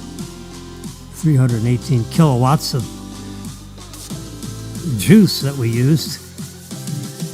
And I would have paid $141 at the current gas prices. But at the home charging rate of 14 cents a kilowatt, it only would have cost me $44. So every month I save about $100 between the electric price and the cost of gasoline and the mess and going to a gas station. That's why you never go to the gas station, just plug, just right in the, you got an outlet right next to where I park, and I can just plug it in and charge it. Takes about between 4 and 5 hours to fill it up. I don't plug in you plug it every day and leave it plugged in all night. They want you to leave it plugged in. So it's a real fine trickle charge. It keeps the battery up to whatever level you set it at. You can fill it up 100% of the way, 90%, 80%. They say 80%. I fill it to 90, 88%. Battery stays healthy. They don't want you to charge it to 100% every day. Apparently, the batteries will degrade a little faster if you haven't charged all the way to the top, so to speak. So they prefer 80 or 90%. But if you're going on a trip and you want to fill it up all the way, you can. No problem. There's plenty of charges along the way.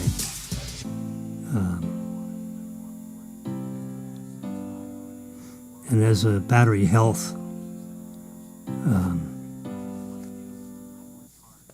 a button on the phone,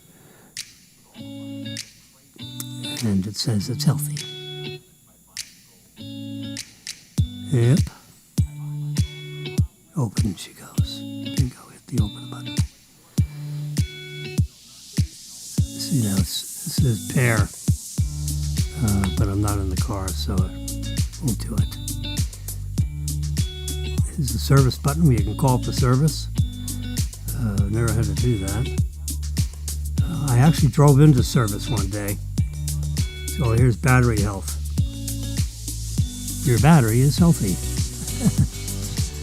Your battery's energy retention is within the expected range based on its age and mileage.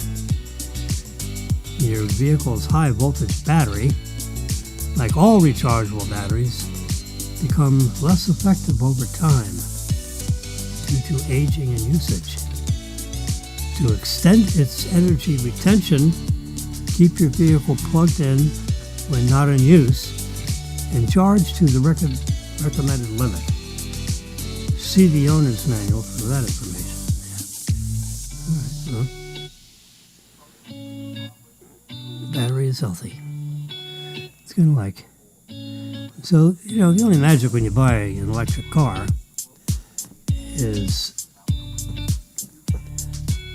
it's like going into, would you buy a new car with a 10-gallon gas tank? Which is like, would you buy an electric car that only has, 150-mile range? No, you don't drive 150 miles. But how many times do you want to, if you're driving up 95, how many times do you want to have to pull over and plug in? It's, so granted, when you're driving around town, you don't need a 400-mile battery when you only drive 50 miles a day. But the point is, if you get on the highway, do you want to have to stop 17 times to get from here to there? That's why, number one, you don't want to pull into the fueling station on an empty tank of electricity.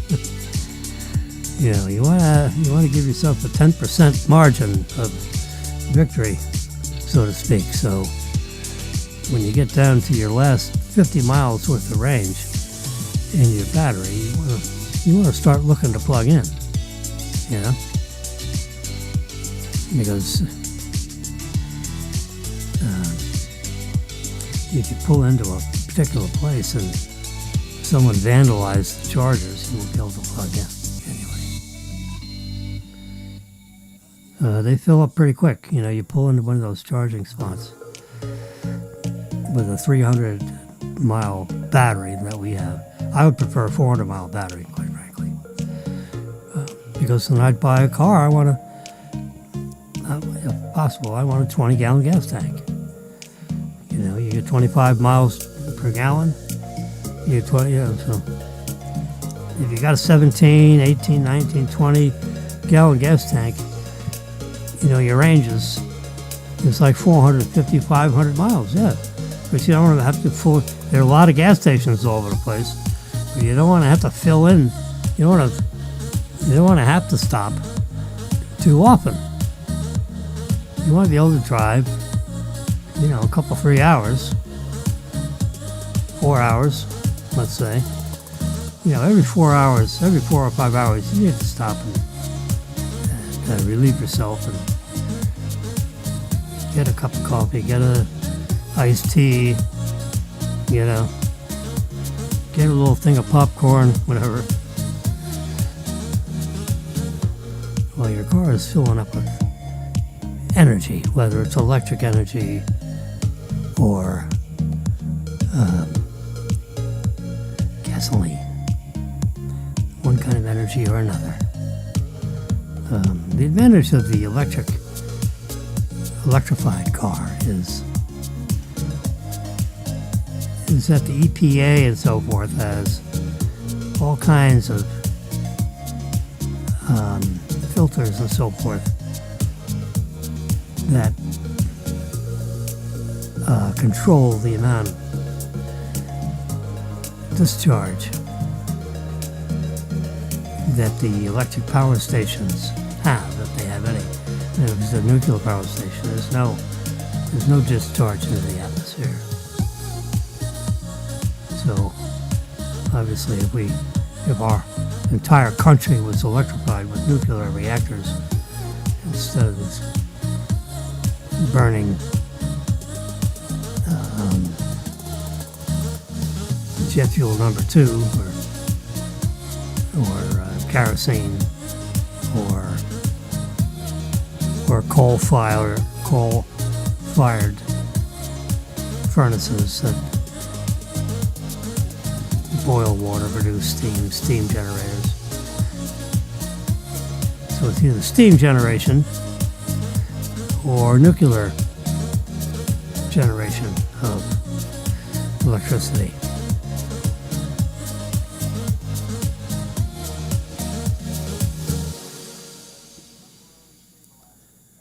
Instead of having gasoline, you know, throwing its fumes out gas at the exhaust pipe of each car, you know, those control mechanisms for the pollutants is not as good as the control process, washers and so forth that they use for the smoke coming out of a smokestack from a coal-fired electric power station. I understand next year. So next year, going back to circling back to the Tesla shareholder meeting, the 3 big news items is the robo cab, which I just showed you, and the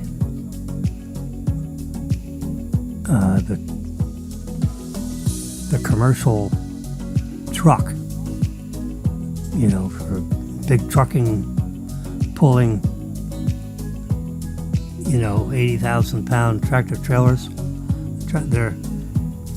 They're going to be in full production of their tractor trailer next year, and they'll be in full production of their humanoid robot version 3.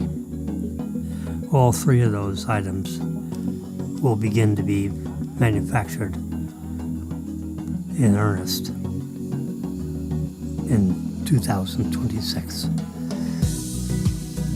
So it'd be nice having all, as many of them. They're going to make like 50,000 of those cyber tractor trailers a year, 50,000 a year. So in 3 or 4 years, you're going to be seeing cyber tractor trailers all over the country hauling goods and basically putting the diesel trucks out of business. With all, when a truck driver steps on the accelerator pedal of a diesel tractor trailer, you see all that black soot that comes up top of that exhaust pipe, poisoning our air. Yeah, oh God. And all the time that is running, it's, what's coming out of that exhaust pipe is not good. So that's with the electrification of these of the trucking industry. Maintenance costs. I mean, they've done. PepsiCo has. There's thousands of pilots from Tesla that they've been fine-tuning with the 1,000 of them that are out right now. So now they've got the model and the storage system and the motors themselves, the whole engineering of the cab and everything. It's all been fine-tuned over the last couple of years. Now they're ready to go to mass production. As Elon says, it's fun making prototypes. It's a bitch coming up with a model that you can mass produce. Converting that prototype into something that can actually be mass produced. It's 2 different things. Handmade. When you go to mass production,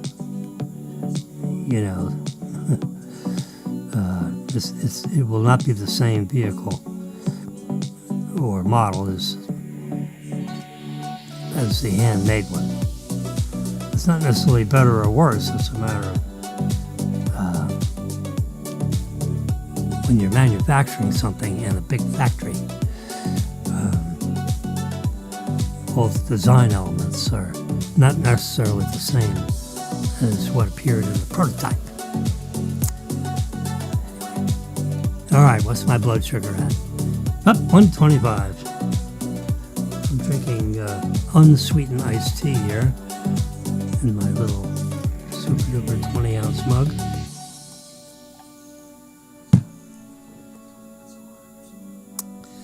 So now your blood sugar just oscillates up and down at 125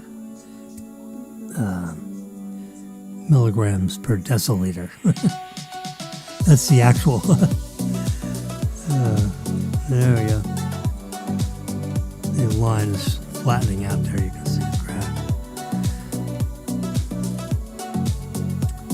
And SOS. You can see it's of.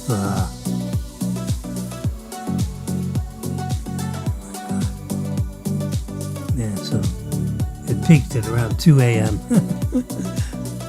You start taking from 2 a.m. to get back to you. I can see the, let's see.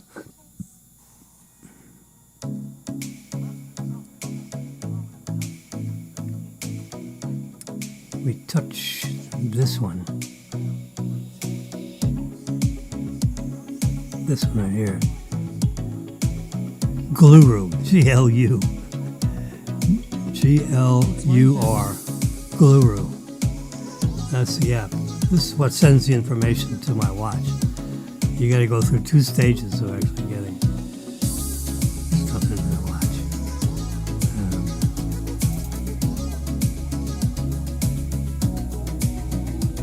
guess I'm not actually logged in to see everything. I guess I don't know.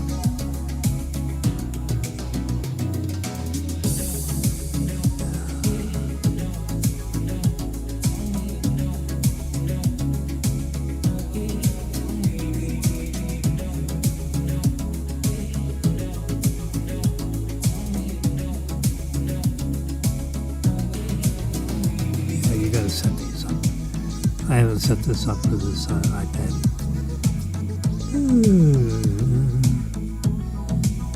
Alright.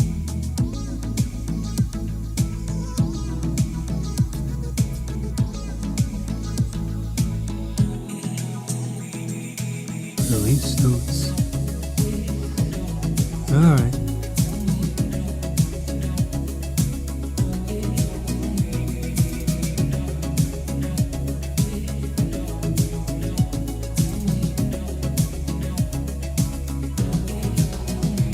We'll just say bye-bye to that one.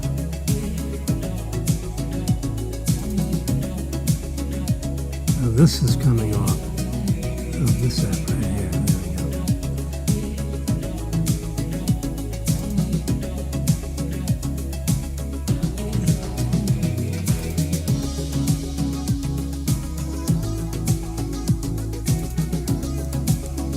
Guru gets the data from the Abbott Laboratories.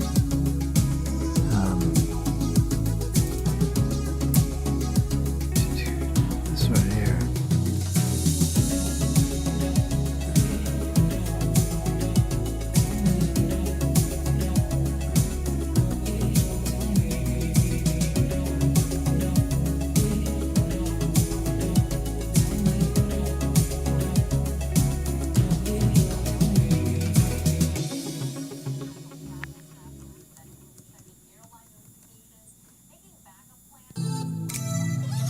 There we go.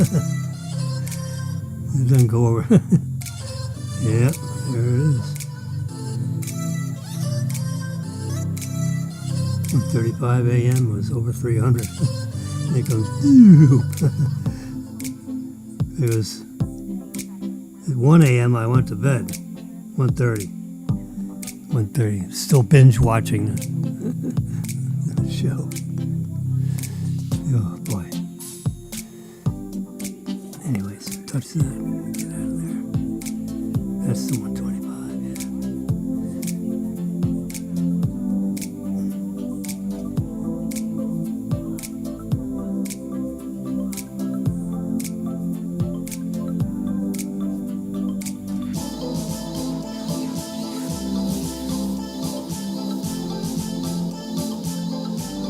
I'm cleaning off my template here so I can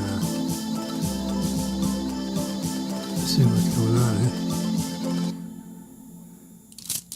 There we go.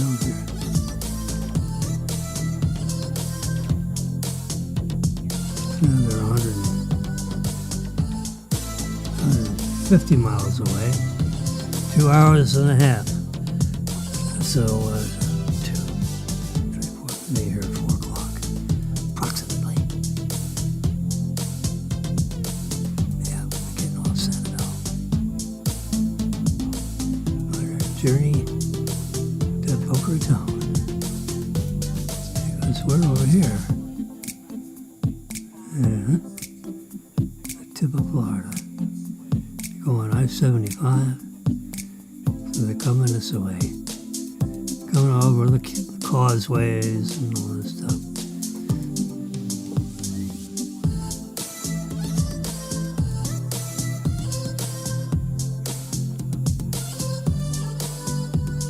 When they get up to Bonita Springs,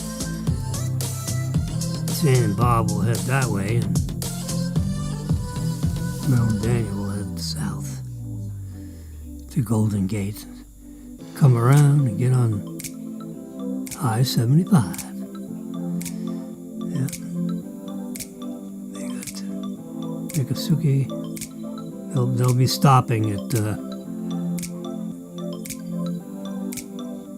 how do they call it? Snake Road. It's right in here somewhere. Do a little expando.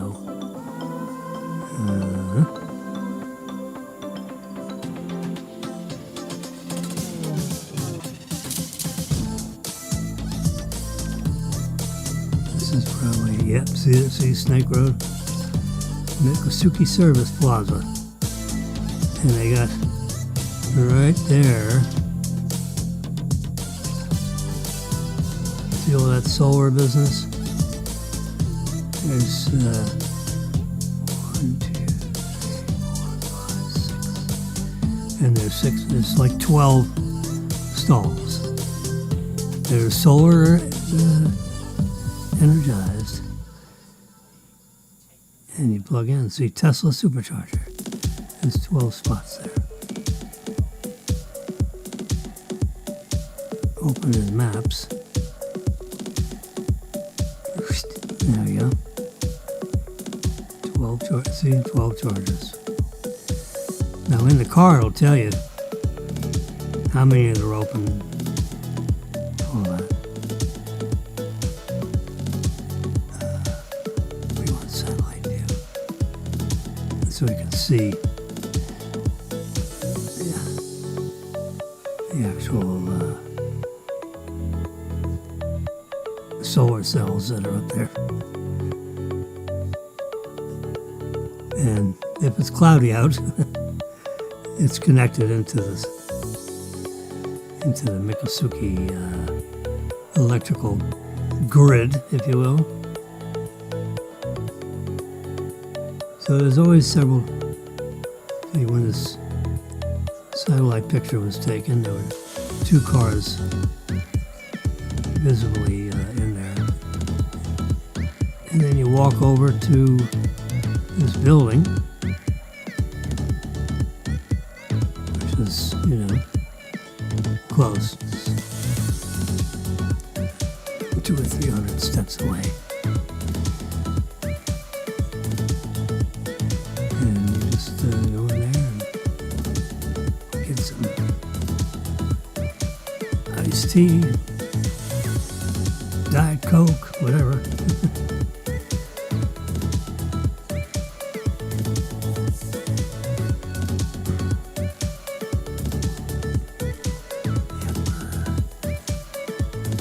Okay.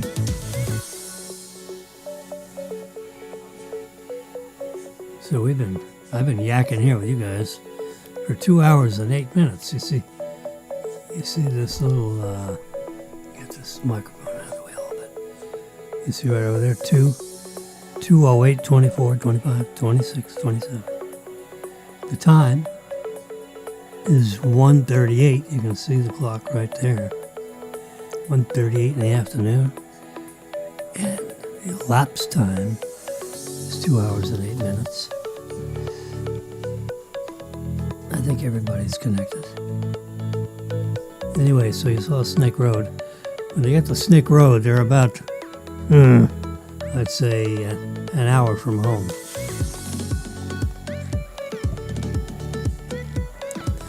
So they'll drive an hour and a half to get to Snake Road. And then they'll get to Snake Road just to stop and powder their noses. And they get back in the car and about another hour from there to here. Drive carefully.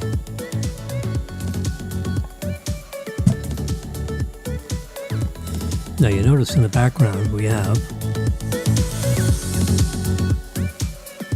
Epidemic Sound instrumental playing in the background, because we're streaming,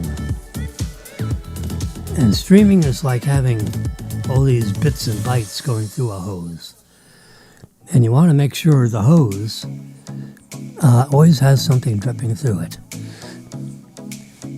So when I take a breath,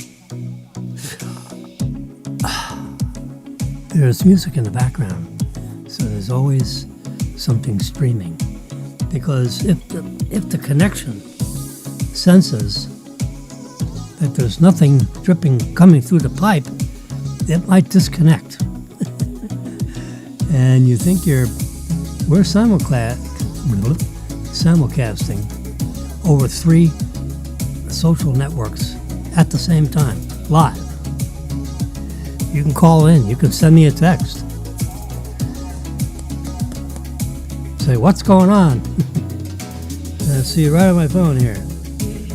And I don't have my phone connected into the waveform, so it's a private text. You can call me and I can put it on speakerphone, and then we can hear, and you can tell me, no, you made a mistake, whatever. Whatever you got, whatever you're going to argue about. You see on my face right here, see right here? Anyway, 3 social networks: YouTube Live, Facebook Live, and Twitter, X Live. Now you can listen to this anytime you want. To find me,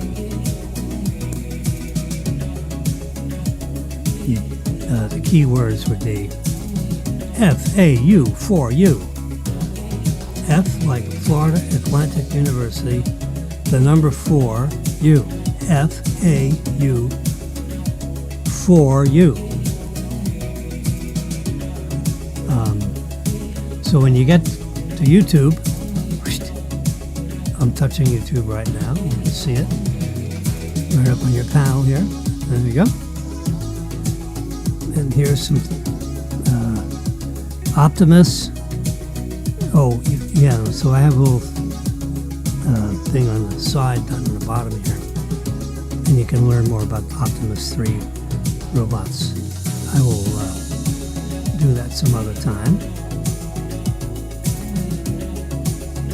You can see the Raptor underneath the huge rockets that Tesla is launching. There's an article about Monaco Mafia bosses and their girlfriends.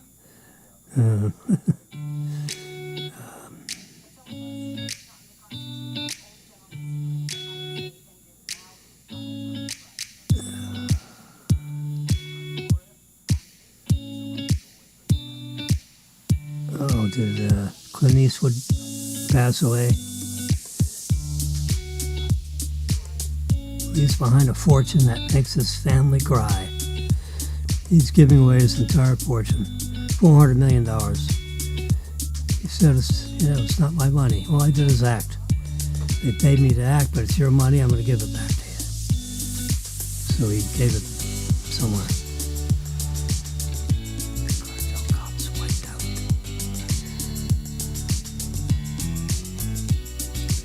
So you got all these articles. What caused the UPS plane crash? Well, one of the engines fell off. That's one reason. This guy right here, look, got an engine on that wing, no engine on the number 1 engine's gone. So of course it's on fire. It broke away, and you get all these hoses, pressure hoses, trying to feed an engine that fell off the wing.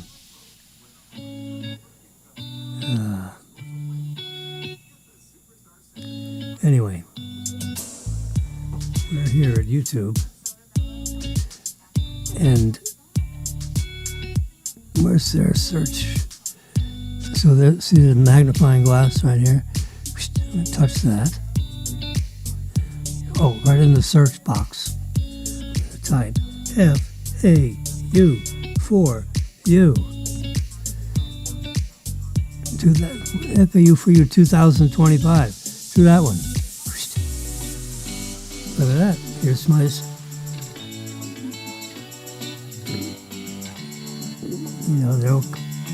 there you go. Here's a bunch of my previous broadcasts. I have...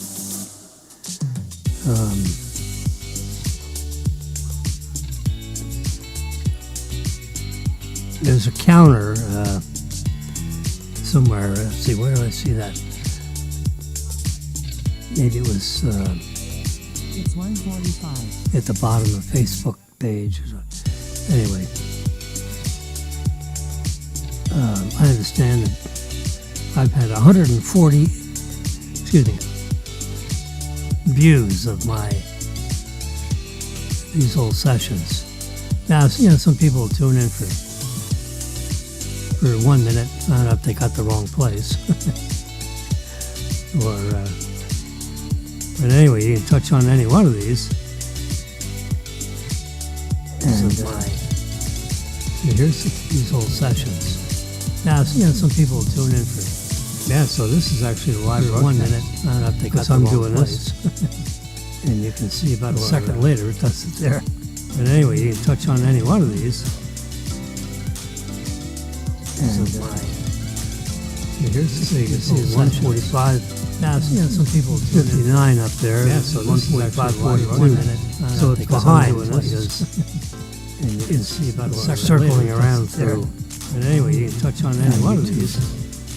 But YouTube is, a good place to look up. So you can, it's 6 o'clock tonight. Yeah, so you can go to, so it's behind because you can see about circling around there. But anyway, you can touch on any one of these. I hear it twice in my ear. YouTube is, there we go. I'm hearing myself in my headphones here. See, I got. Let me show you.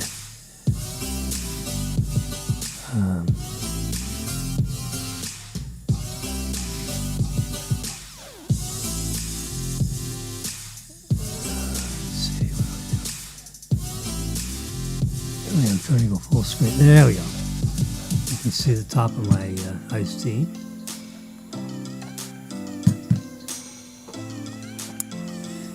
And here's my magnificent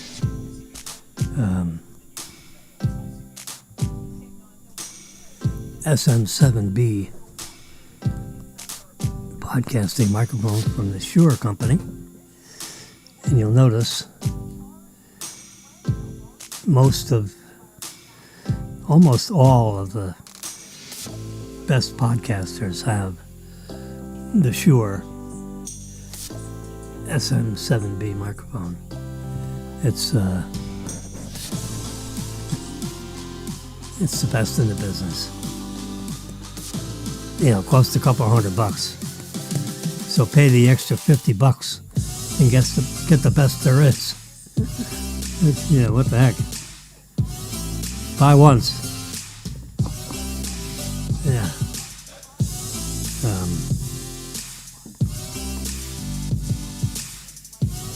So you can tune into this anytime, day or night. So not only is it a live broadcast, but it's saved. So you can go to Facebook.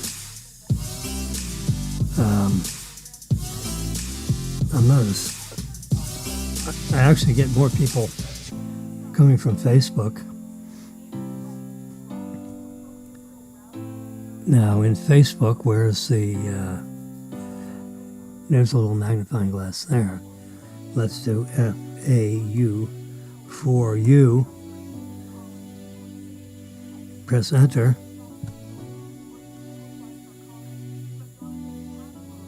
Recent posts. We want that on. Oh, this is a picture I put up there. I'm looking up stately. Posts you've seen. We'll put that up there.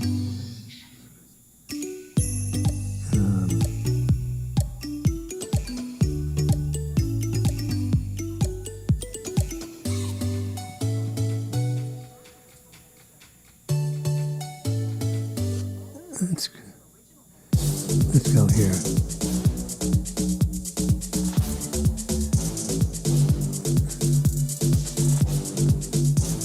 There we go.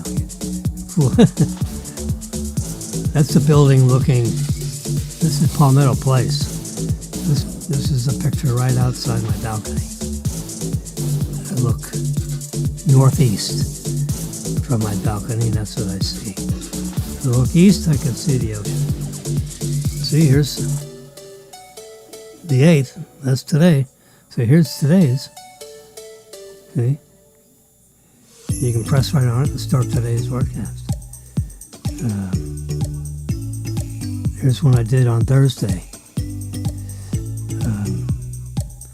I don't, November 7th, October 31, there's a whole, I do these a couple of 3, 4, 5 times a week, depending on if I got something to talk about. I've always got something to talk about. And my little resume that you can, let's see, how can we, we need it, sorry. There we go. We'll add me to it. There we go. So now you can see. You see the live. You can see the streaming going across the ticker tape. And up here you can see the ticker tape. Yeah. So these are ticker tapes from prior days. If I stop long enough, it'll start to ticker. The tape will ticker. So, live events. So all this stuff is recorded. I don't know how long the recordings stay up there. Actually, that's a Google question. How long do these live broadcasts stay recorded on the site itself? Is it forever in digital Foreverville? So 10 years from now, someone can listen to what I'm saying today. I know it's at least a year. The question is, does it go past a year? Here's some of my friends. Here's some pictures. There's a picture of Marilyn and I sitting downstairs, getting ready to have some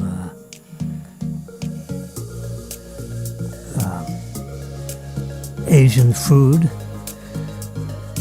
Yeah. Marilyn's sitting on the other side of the table looking at me. We're sitting in the outside cupboard. Yeah.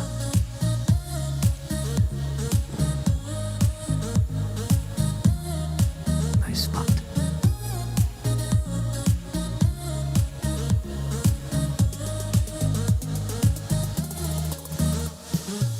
Pretty good picture, if I must say. So I was having this messenger thing. So here's some. Let's touch that. Message. Yeah, you can see it there.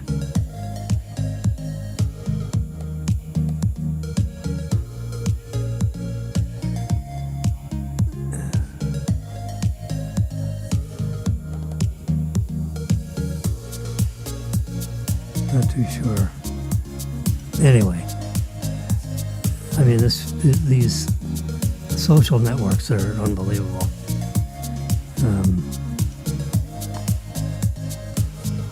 Yeah, see, there's a better picture. Whoops.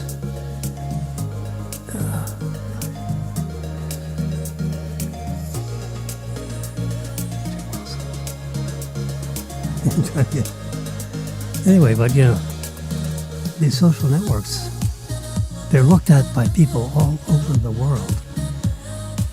And I'm sitting here, see, so here are my prior postings.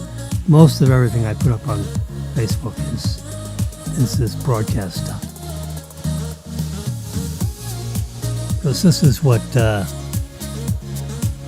keeps me going. This gives me something to do. It's like having coffee with all my friends.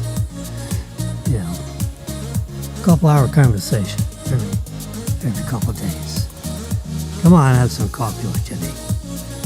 You just put it on. You can fold your laundry.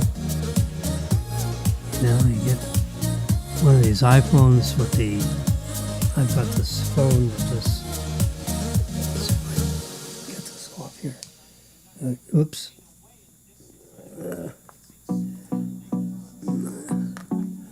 I guess I can't without getting it tangled in let's do it this way. I just want to show you, my iPhone is connected with this strap. And the strap goes around my neck. And I hang my iPhone right around my shoulder here.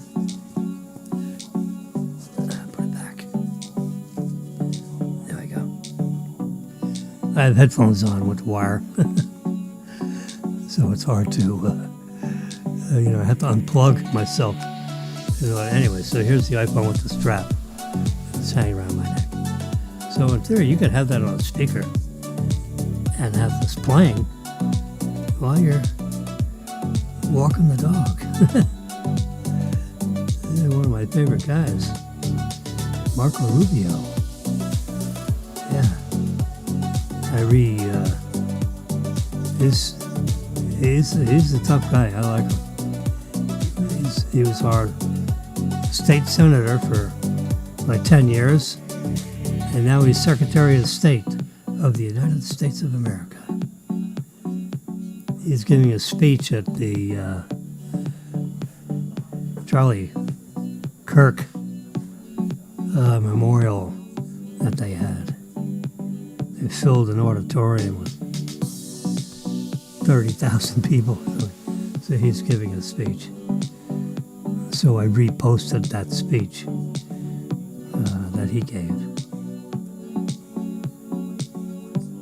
There, look at the size of this arena. There's like 30,000 people. You can watch it again. It's pretty good. Anyway, so I'm doing this live broadcasting right now, live, and in color. And I got it sideways, with all my stuff here, because when I add, like right here, I have to switch cameras because I like to be on the other side. Touch this wheelie, swap cameras. There we go. Because I like my iPad on the left side of the screen, and I'm on the right side. So I have this camera placed because you just sit here and watch me talking. I mean, I gotta have it like that.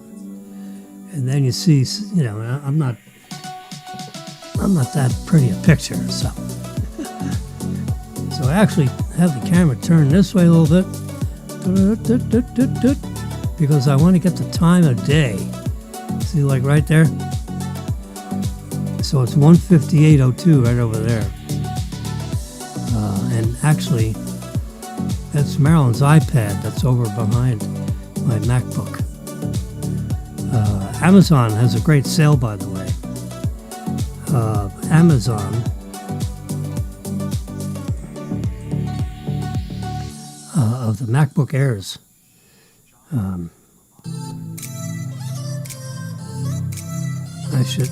See right here. Amazon always keeps track of what you recently looked at. Look at that, $1,300. You get the 15-inch MacBook Air with 24 gigabytes of memory and 500 gigabytes of storage. Right there, you can see let me compress it a little bit and move this over so you can see all of it. Yeah, I got this little screen modifications here, so I'm trying to figure out how to do this so maximum benefit for my people that are watching me. The M4 chip, 512 gigabytes of storage. That's like your electronic drive, storage drive. And then 24 gigabytes of memory. That's what you want to do, is the M4 chip. 15.5 inch, that's right, this is the system I have right here. It's running this whole spooling thing, $1,300. It's about 600. It's about $300 less than what I paid for this. It's 2 o'clock. I actually have 2 tetrabytes of storage on this computer here, my MacBook, which is the control setup for Ecamm Live. Ecamm Live is the company that produces the software package that allows the Simulcast to be broadcast.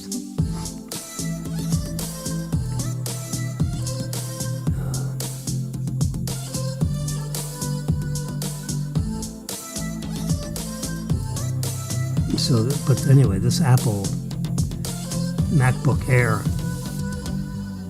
is just magnificent. You know,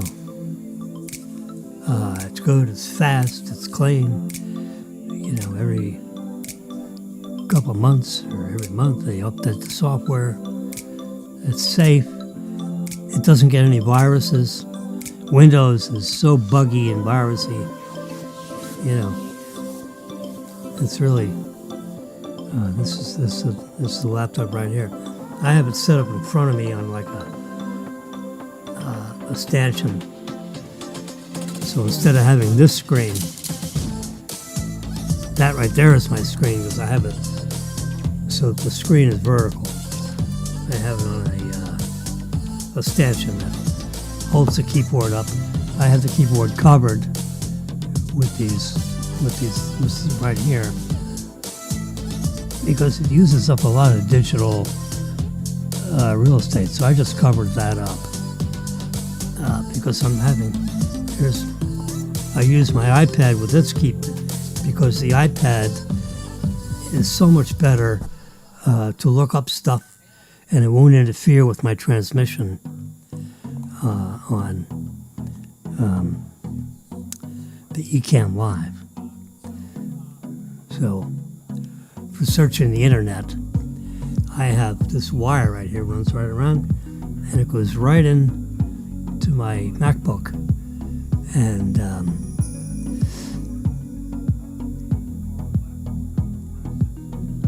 it electronically plugs into it. The Ecamm thinks it's a camera, but it's actually my iPad. So I have two iPads. I have one iPad connected. I could have three actually, but I only have one connected because the other port connected is actually this camera, and then the iPad is another camera. And it took me a while to figure out how to use this most effectively. So I have it set up in my little den here. So I've been talking here to you guys for 2 hours and 33 minutes. Everybody's still hanging in there on the broadcast. So you got Apple Intelligence. The MacBook Air is, you have your choice. Either use the MacBook. Well, you have to, if you're gonna use Ecamm Live and set up your own little podcast like I have set up here, it costs you a couple $1,000s in equipment because you got to pay $1,300 for the MacBook. I don't believe Ecamm has a Windows version. Windows is too flaky,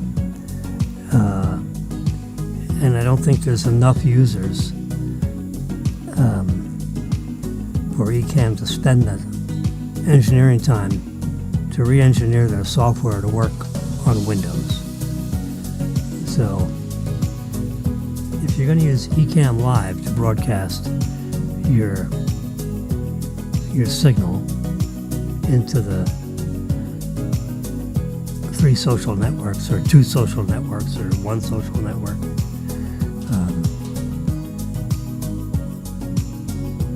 Ecamm Live is the way to go.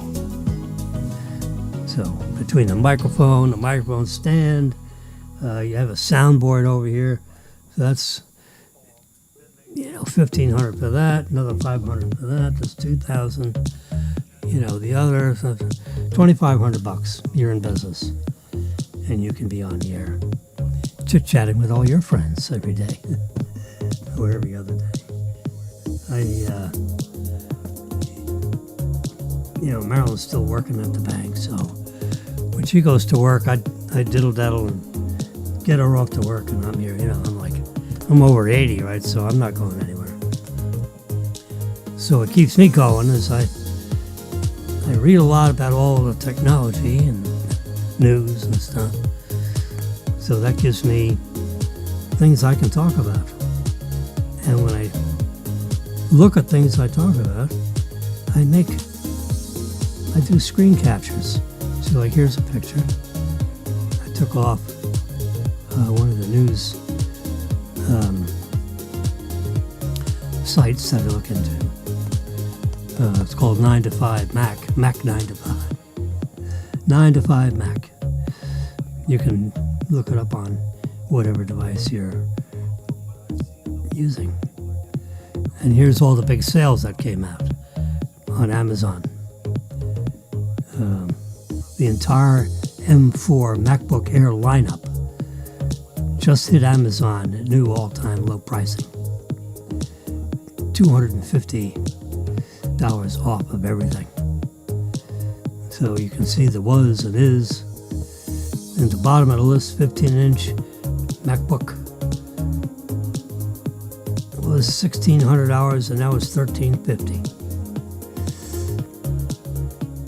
And if you get the 13-inch version instead of the 15-inch, you save a couple of hundred more, and it's $1,150. You know, I like the 15-inch screen. The 13-inch screen is fine. This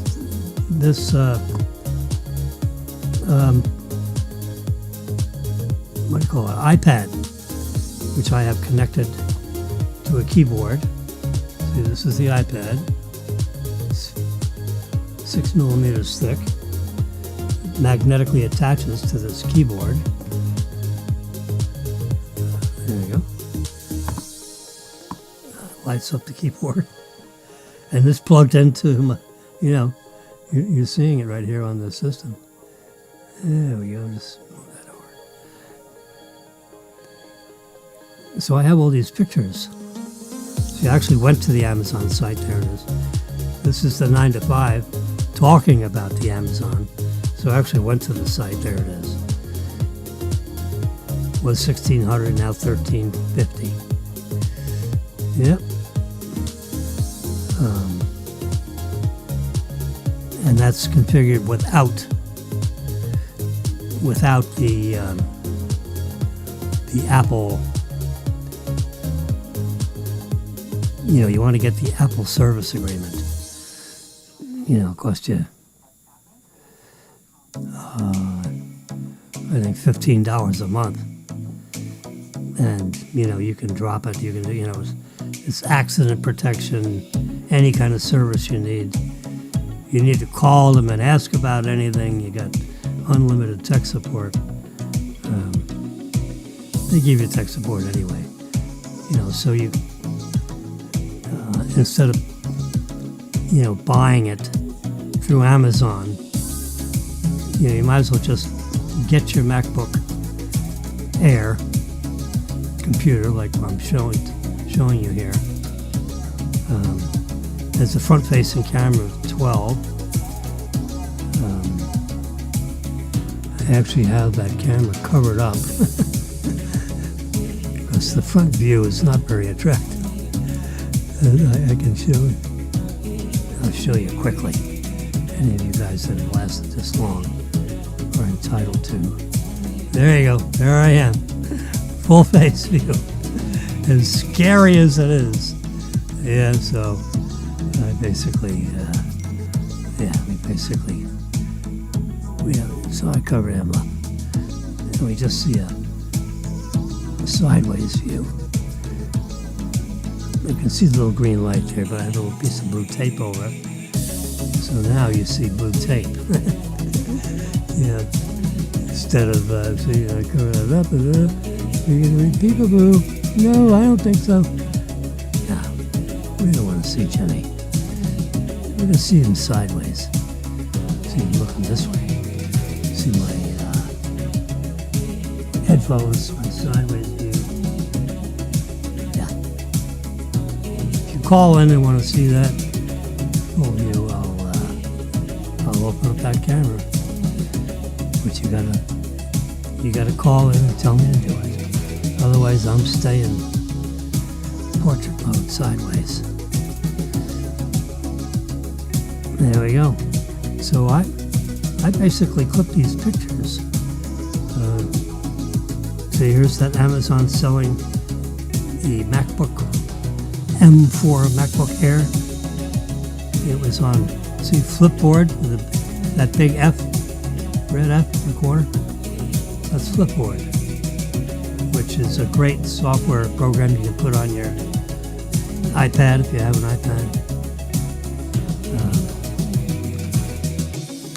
But I take pictures of interesting things. And nice thing about Apple is like I can touch that word Amazon and then highlight that sentence. And see now it says look up. Now I press look up and it's going right here, 9 to 5 Mac. And this is the article that I just showed you. See, there's all the prices. There it is. This is Mac 9 to 5, see in the top corner. You can see 9 to 5 Mac. The very top right there. Insanely low prices. And then I touch this right here, and that takes me right to the Amazon site. There you go. There it is. Anyway, that's live. So I go back to my photo album. So even if you just have a picture about something, you can look it up. So there's a big folderol about, in the news about when they were doing the farewell thing, the way she was hugging him. It's almost like they have some kind of something going on because of the body language. And here's what the body language experts think about the way they're hugging each other during this memorial thing. They're standing in front of 35,000 people giving each other a hug. Come on, give them a break. Here's, remember the UPS plane that did a little crash. So, U.S. logistics companies, UPS and FedEx, have grounded their combined fleet of more than 50 McDonnell Douglas MD-11 cargo jet airplanes. Why? Because an engine fell off of one of them when it was trying to take off. So FedEx said, you know what, I'm grounding my planes too. Let's check out this engine falling off the pylon business. The engines are hanging on the wings with a pylon. There's the wing and then you got the engine. It's connected right here. There's bolts and stuff holding. The engine has produces 100,000 pounds of thrust. You got two of them. That's 200,000 pounds of thrust, pushing the aircraft forward so it can take off. So one of the engines just, literally ripped itself off the wing and opened up the fuel lines, and it started on fire and everything. So the number one engine, which is the engine on the left side, if you're in the plane, you look out the left window. It's a cargo plane, so there's really no windows, just a couple to let in light, but they're lit inside. You got all this cargo in there. Jeez. Anyway, they grounded them all, and they're inspecting all these things to find out. Marilyn's father was the supervisor of inspectors for Eastern Airlines.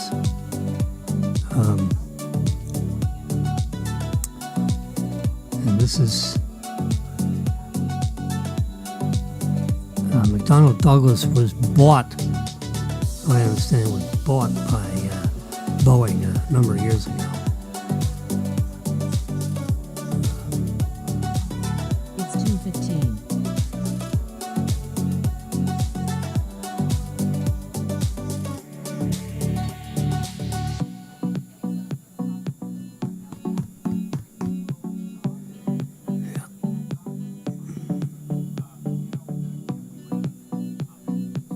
So you had the DC-10, and you had the L-1011. See that with the engine mounted up on this tailpiece?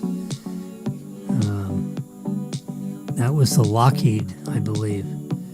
The Lockheed version. And then you had the DC-10, which came out at the same time that Lockheed was releasing this plane.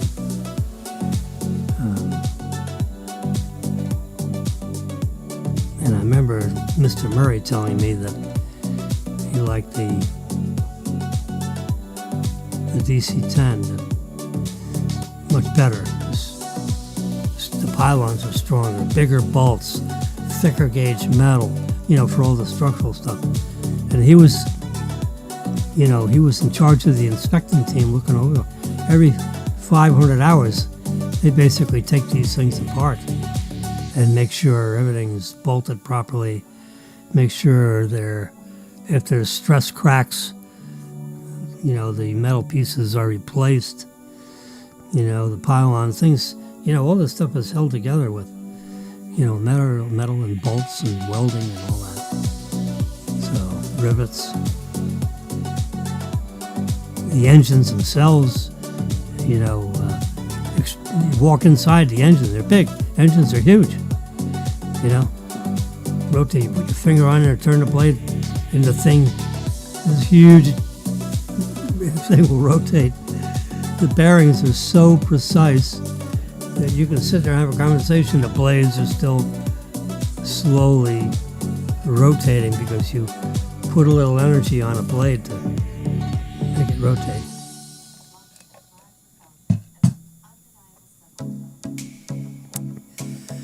Yeah, he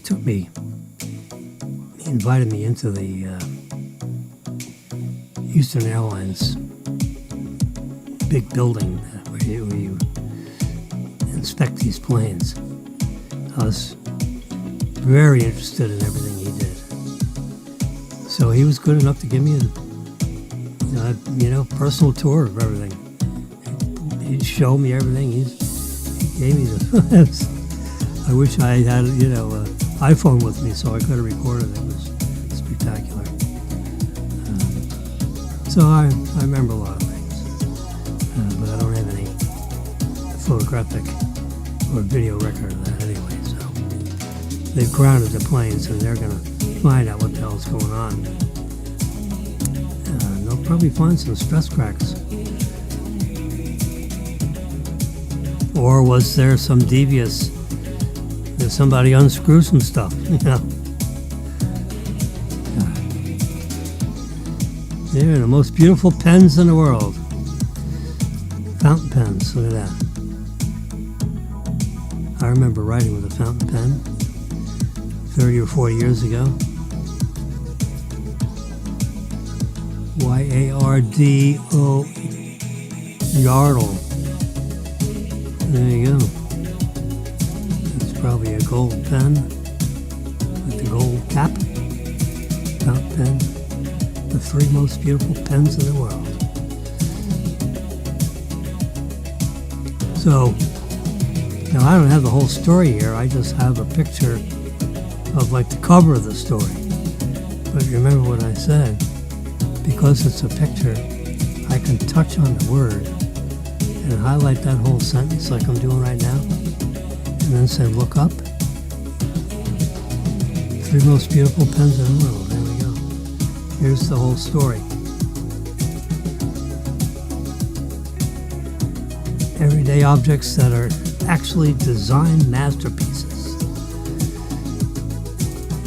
The three most beautiful coffee makers. Anyway, here's another beautiful pen. Wow. The Art Collection M600. You can see these pens. Pelican. I'm just paging down here a little bit so you can see what they look like. Seems like I had something like that at one point. Now, there's the one that was on the cover. There's a silver one. Yardo LED. Look at this one. It's got all kinds of serpents and stuff. Yeah.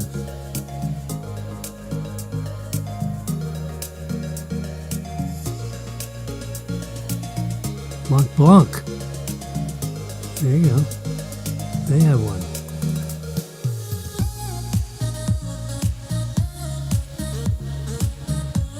There it is, a Mont Blanc one.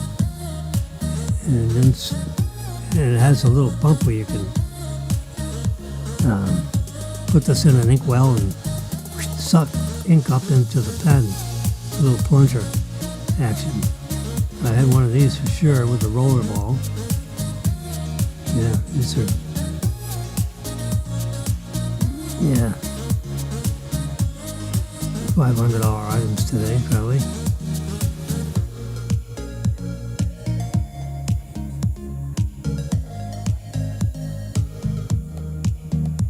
Solid AU 750 signature gold. Mont Blanc fountain pen. The Master Struck. Celebrating 100. Let's do this. Let's do a lookup of Master Struck. There we go. So now we're going to the Mont Blanc site, looking at Master Struck purses and stuff. I guess I clicked the wrong site. This looks like a clothing thing. Anyway. We'll close this too.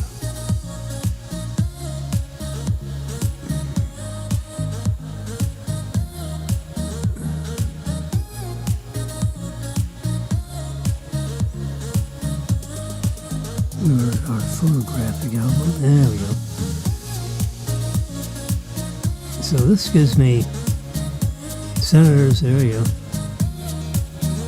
Senators are working the weekend to negotiate over the shutdown. And I don't think there's much negotiation. The Republicans have given the Democrats a clean, unaltered, continuing resolution. Open up the government, get all the air traffic controllers back to work so you don't have all these flight delays. And then we'll argue about we're not going to give you $1.3 trillion, where some portion of that money is going to allow illegal aliens to get health care. You know, bullshit. Pardon the expression. Look at this display. If we can see it. There we go. There's a display.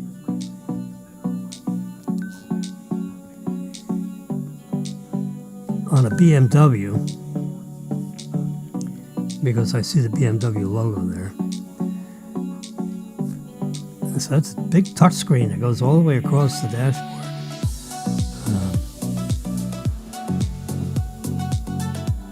Now there's, if you get one of those cars, you definitely want to get, you know, the extended warranty on the electronics. You don't want to go with the, you know, if you're going to buy that sucker, you want to make sure, you know, because something happens to that display or the computer behind it, you know, it's a multi-$1,000 situation. I had a computer chip that went in the BMW, and I had the 7-year service plan. And in year 5.5, which is past the 4-year warranty, so a year and a half after warranty, but I had the 7-year policy. I paid, as you know, it was 25 years ago. I paid $660, which added 3.5 more years. It added 4 more years, 84-month service policy. So anything breaks, you take it in there, they fix it. So I had a bad computer chip, I had a leaky radiator. There's 2 things I had to fix. So I went in there because of the leaky radiator, and they also found I had a bad chip in the computer, so they had to replace that. So a guy from the service company, the company that actually got my $660, he flew from Jacksonville down to South Florida to the BMW dealership to actually inspect my car to approve the $7,000 service that was required to replace the radiator and to replace the computer. Yeah, that's what you can't fix a radiator. You have to replace it, but you can't solder it. You can't empty it and solder it. In 3 months it'll leak again, or leak somewhere else. So if it's a leak, there's a defect in the radiator. Just take it out, put another one in. Anyway, there's $2,500 for the new radiator and $500 to put it in. Well, when you got all that electronics, like that fellow right there is touching the touch screen. Yeah, when you're 4, you don't want that touch screen to go dead on you, because that's probably $4,000 screen. Yeah, and $1,000 to replace it. To get in there and take it apart. Yeah, you definitely want to get those extended warranties if you buy a regular car. When you get a Tesla, all that's included.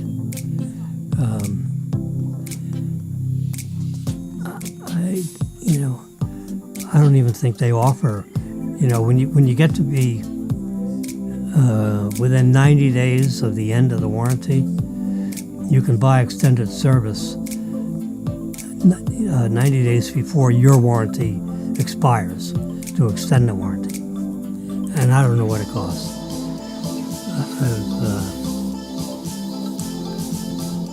Maybe when I get to within 90 days of the end of this one. The reason why I didn't get to 90 days at the end of the first car is because Tesla got a hold of me 90 days before the lease expired and said, hey, you want to turn in your car early? We'll pay your last 3 months lease. And you can turn your car in early and get a new one.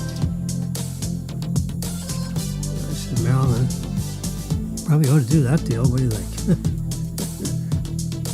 So we got a brand new car 3 months early, turned in the old car, and what a difference 3 years makes in the car and the way in which it rides. And they have fine-tuned the suspension. It really smoothed out the ride in the car. And I could tell as soon as I drove the car out of the garage, the bumps and the different levels of the concrete, I could feel it in the ride. It was spectacular. Absolutely spectacular. With 3 years of enhancements that you can't see,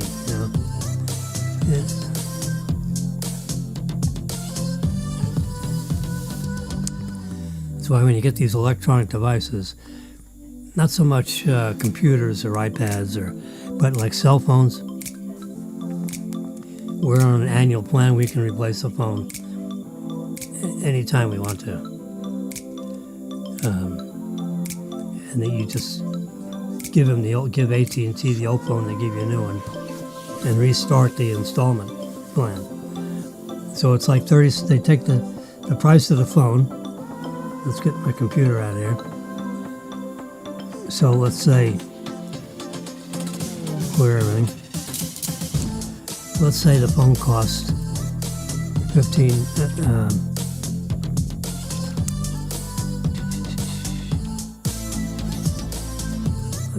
I think the phone costs $16.50. Okay, they basically divide it by 36, and you pay them $45.83 a month for 36 months, no interest, principal only. So, you end up with a $2,000 cell phone. Divide that by 36. You're going to pay $55.55 a month. Yep. That's about what these phones cost nowadays. With the right amount of memory and so forth. So, we've got the iPhone. There we go. The iPhone 17 Pro Max. So it's got the bigger 6.9 inch display. diagonal display. This is my blood sugar, 126. It pops up on my screen, even though this is my screen. There you go. It's 230. There you go. Yeah. And my blood sugar is 126. Haven't even turned it on. There you go. Turn it on, I guess. There you go. You can see it better when it's off because the camera is so sensitive to the brightness. Anyway, $55. About no interest. In a year from now, when they come out with a new model, say 18 months from now, I turn the phone in, and whatever the new price of the phone is, and they're going to have the fold phone next year. It's going to open like this. If they have the good cameras and everything, I'll probably get a fold phone, and I'll probably just run that fold phone while I'm in my 80s. That'll be probably all the phone I can handle, being 80, 81, 2. That'll be like,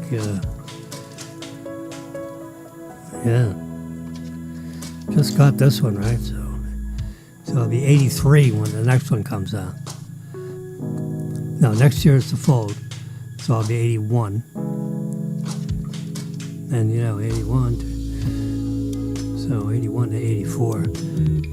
I may just stop at the, I don't think I'll turn them in every year when I get the fold phone. I'll just keep that for as long as I can keep phoning.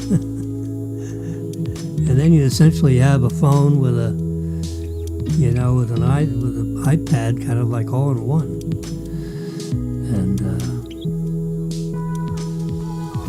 let's say that's $22.50. $60 a month. Let's go backwards on that. 60 times 36. So if the phone was $21.60, that's $60 a month.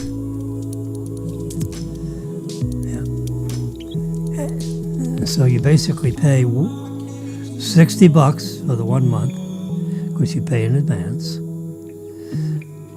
and then you pay the sales tax. So you pay $130 in sales tax, and 1 month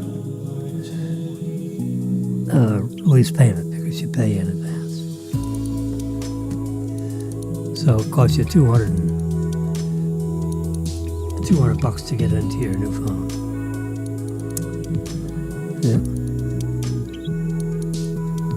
That's it. Closing these windows.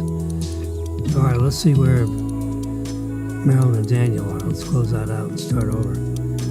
All right, where's Daniel? Let's see where he is. They are. They're right. They're on 75. There you go. They're 144 miles away. Yeah.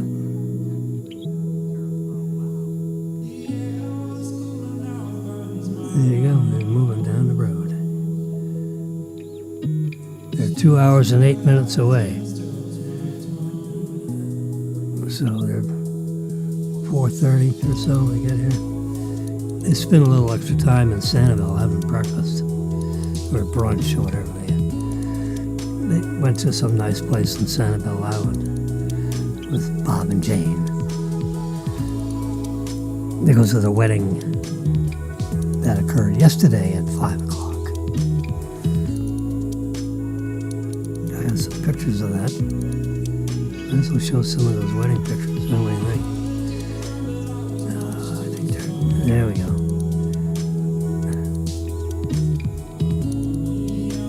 Look at this. Let me show you this one picture. This is when they had dinner. Come on, where's that other picture?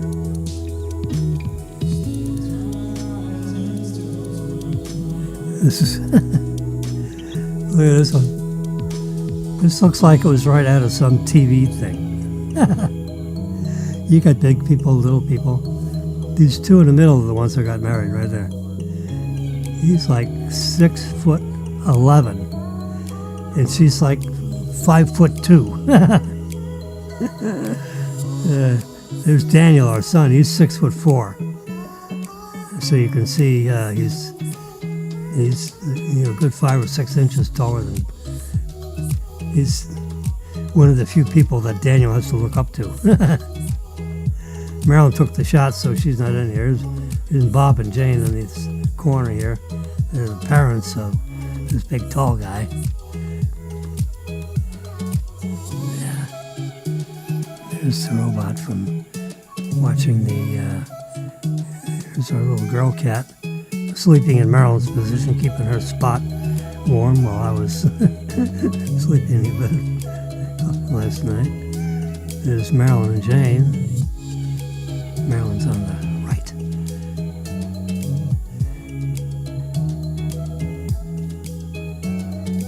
So there's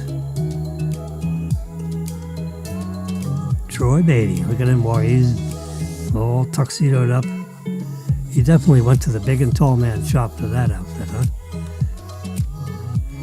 There's them with the parents. But they're out at this old house. They're getting actually married. Holding the hands. And getting the rings out. They brought their own religious fellow marrying them. I guess it's her son as a witness. I think she has, I think that's her son, probably, and one son. Walking them through the grass. Marilyn took these shots. There's the wedding party, if you will. They all brought their own folding chairs and sitting out in the wilderness. There's Daniel with the thumbs up. Yeah. There you go. Look at her looking up. He is a big guy. I go there, I feel like I'm a Lilliputian. Everybody's so damn big. There's the house. They got married in. And I got a story about the house. Where was that?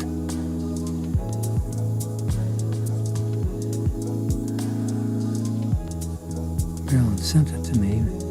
Here it is. Oh gosh.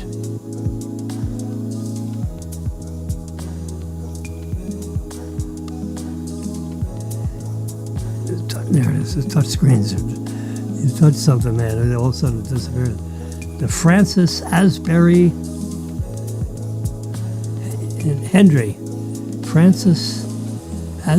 Hendry House. Built in 1833. It was lived in until 1917.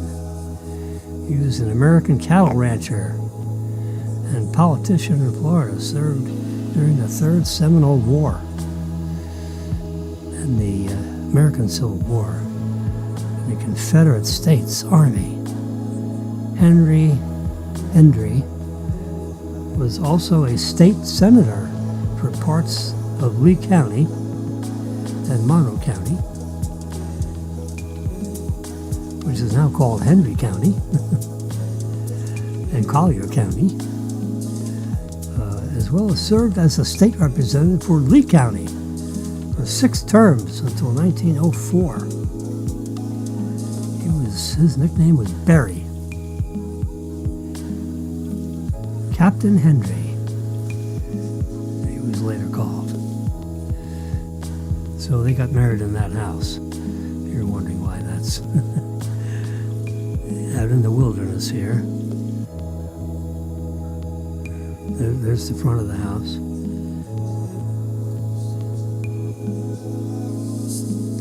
Built 150 years ago. This This is Jane's house.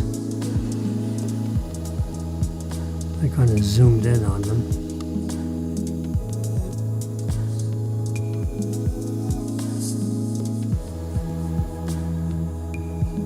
I think she was trying to say cheese. You see the boots? Those boots are meant for kicking.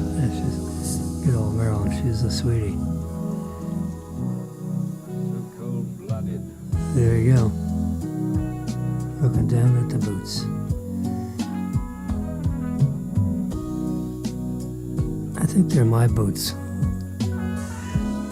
We each have a pair of boots, but I think they're mine. She says mine are more comfortable. Yes, sir. Those are the wedding shots. Live and in color. There's the Optimus robot. So that's the magic of Tesla. Is they're going to be making millions of these robots. I want one. We've already named him. His name is going to be Charles. Charles, would you get me an iced tea? Here's my cup. And he'll come over and he'll grab my iced tea cup. He'll go in the kitchen. He'll open up the refrigerator, get the iced tea out, put it in the cup, because I'll show him. I'll take him one time, and he'll remember. And then next time when I want iced tea, he can go do it himself. Charles, would you take out the trash? Now I'm going to walk him out to the trash room and show him how to do it. Say, okay, Charles, pick up that bag of trash and come with me. Open the door. We'll go outside the door. You got the trash in hand. You can open up the door. I'm going to put this key thing around your neck. Then you can unlock the door. And then you can go take the trash out. And you put the trash, you open the door, put the trash in the trash chute, and then you come back to Cafe 812, and whatever. Charles, take out the trash, please. So that's why I have this little photo album here, because this can remind me of all kinds of things to talk about. I try to pick up, here's Trump is going to, the new mayor of New York, right? His name is Zoran Mamdani. What the hell? What is the matter of the city of New York? They like to be, I can't even say his name. Zoran Mamdani. Mamdani.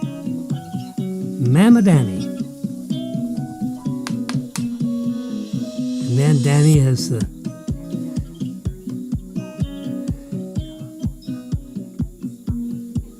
looks straight at the camera and says, so Donald Trump, since I know you're watching, I have 4 words for you. Turn the volume up. What the? Meaning, you better start paying attention to what I have to say, buddy. Because I'm now mayor of your city. And Trump grew up in New York. All right. He only grew up in Jamaica, Queens, as did I. It's 2:45. We are now outside of the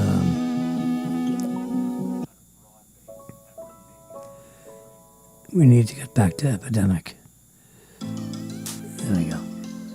Because it's royalty free. We don't want to violate our royalty rights here. All right, we're done. We're 3 hours and 15 minutes. That's, everybody's still carrying this thing. Gotta be kidding me. All right, well, you guys can, if you're live now, you've probably had enough. But, someone can tune in and be really bored, in the middle of the night. You can turn on Jimmy and talk. I'll talk, and I'll tell you what. You give me something to talk about. That's why I have these photos. Because I can just page through here. There's Zoran Mandani for mayor. Vote. The affordable city. Yeah, right. Free this, free that. He can't give bupkis away. He's got to get approval from the state, the county. Yeah, he'll have to do a lot of arm twisting for this free stuff. Free bus rides. The mayor has no control over the buses and how much they cost. No, zero. But these people, oh yeah, he's going to give me a free bus ride. No, he's not. He can't. The mayor has no control over the cost of the bus ride. That's the MTA or something rather, controlled by the state or something. Yeah. He can't do it. It's unbelievable. People voted for him, Now, Cuomo is not exactly your ideal candidate, but, Trump says, I'd rather have a bad Cuomo than a Mandani, because he's a communist. There you go, communist. Trump attacks Mandani as a communist. Yeah, he believes everyone should have the same. Everybody gets the same amount of money. Everybody gets the same terrible medical care. Crime, forget it. We don't want jails. We'll train them. All right, Michael Jordan's $78 million private jet was spotted picking him up in Portugal. Well, there's his stunning plane. Wow. That's a nice one.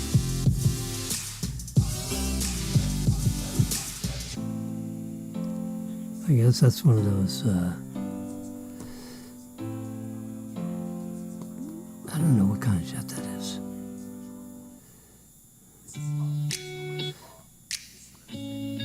I should know.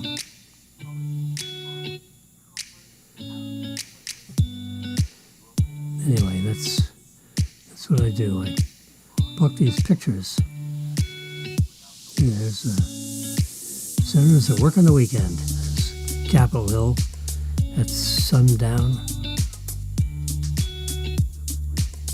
Remember, UPS grounded their planes? Well, so did FedEx. Because they don't want to lose all their packages either. Or their 3 pilots that went. Plus the people that were splattered all over the runway when it just got off the ground and went, of course it came down. Because one of the engines fell off the wing. The U.S. Space Agency is about to slingshot a pair of robotic spacecraft to Mars. That should be interesting. NASA's ESCAPAD mission will test a new way of traveling to Mars. Instead of the traditional fuel-efficient route used by past missions, to land robotic things on Mars. And there are a launch window every 2 years when the planets kind of aligned, because they're not in the same orbital thing, So at every 2 years they're like close to each other. Then they, so when they're at their closest, it's a 2-year ride. I think. Wait a minute, or 6 months. Yeah, maybe it's 6 or 8 months at its closest point. I think. Yeah. It's several months. And this, let's see.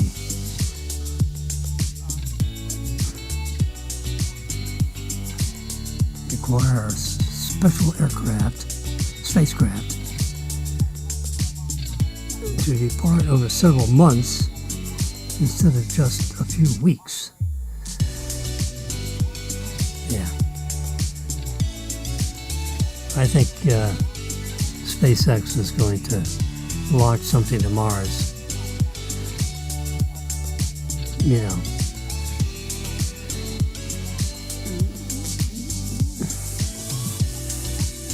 Next year. And you know who's going to be inside it? A number of robotic humanoid robots made by Tesla. They're going to be strapped in. Yeah, what the heck?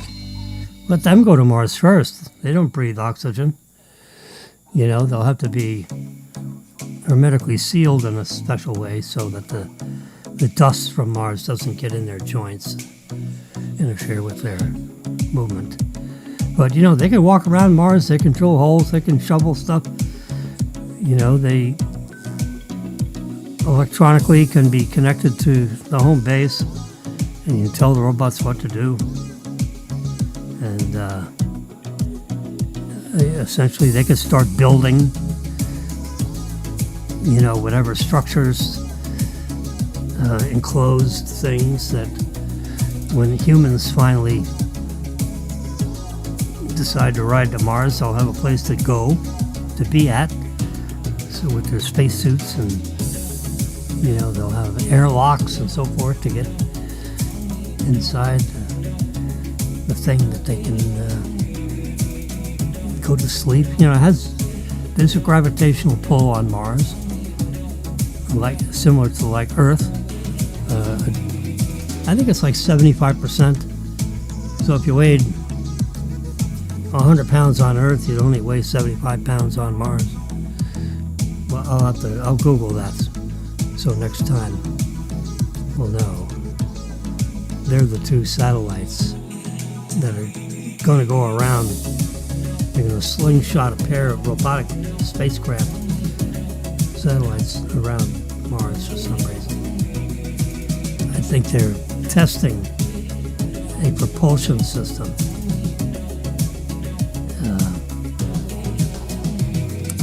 All right, I'm going to stop at Mars. This will be, since now 3 hours and 23 minutes. Look at it, see right here, over here, see my hands over here? We're going to go right over there. Yeah. We go wide screen here. See right there. Right there. 3 hours and 24 minutes. Move my magnificent, that's on a boom thing. Slides in and out. Hello, can you hear me real good now? Yeah. I bet you can. All right, so I'm going to say goodbye now, okay? So I hope you have a great Saturday, what's left of it. It's coming on to 3 o'clock. And I have to shrink up this picture. There we go, there. Because I got to close out with a full screen on this thing right here. Because I start my broadcast with this. And I have to end it with this. Yeah. And I'm going to shrink this down a little bit. Because this is what has to be full screen. And I'm going to say goodbye. You all have a great day. I'm going to go see you. I'm going to go have at least a piece of watermelon out of the refrigerator. Yeah, it's still got it. Hear that? I have my iced tea left. Yeah. Bye-bye.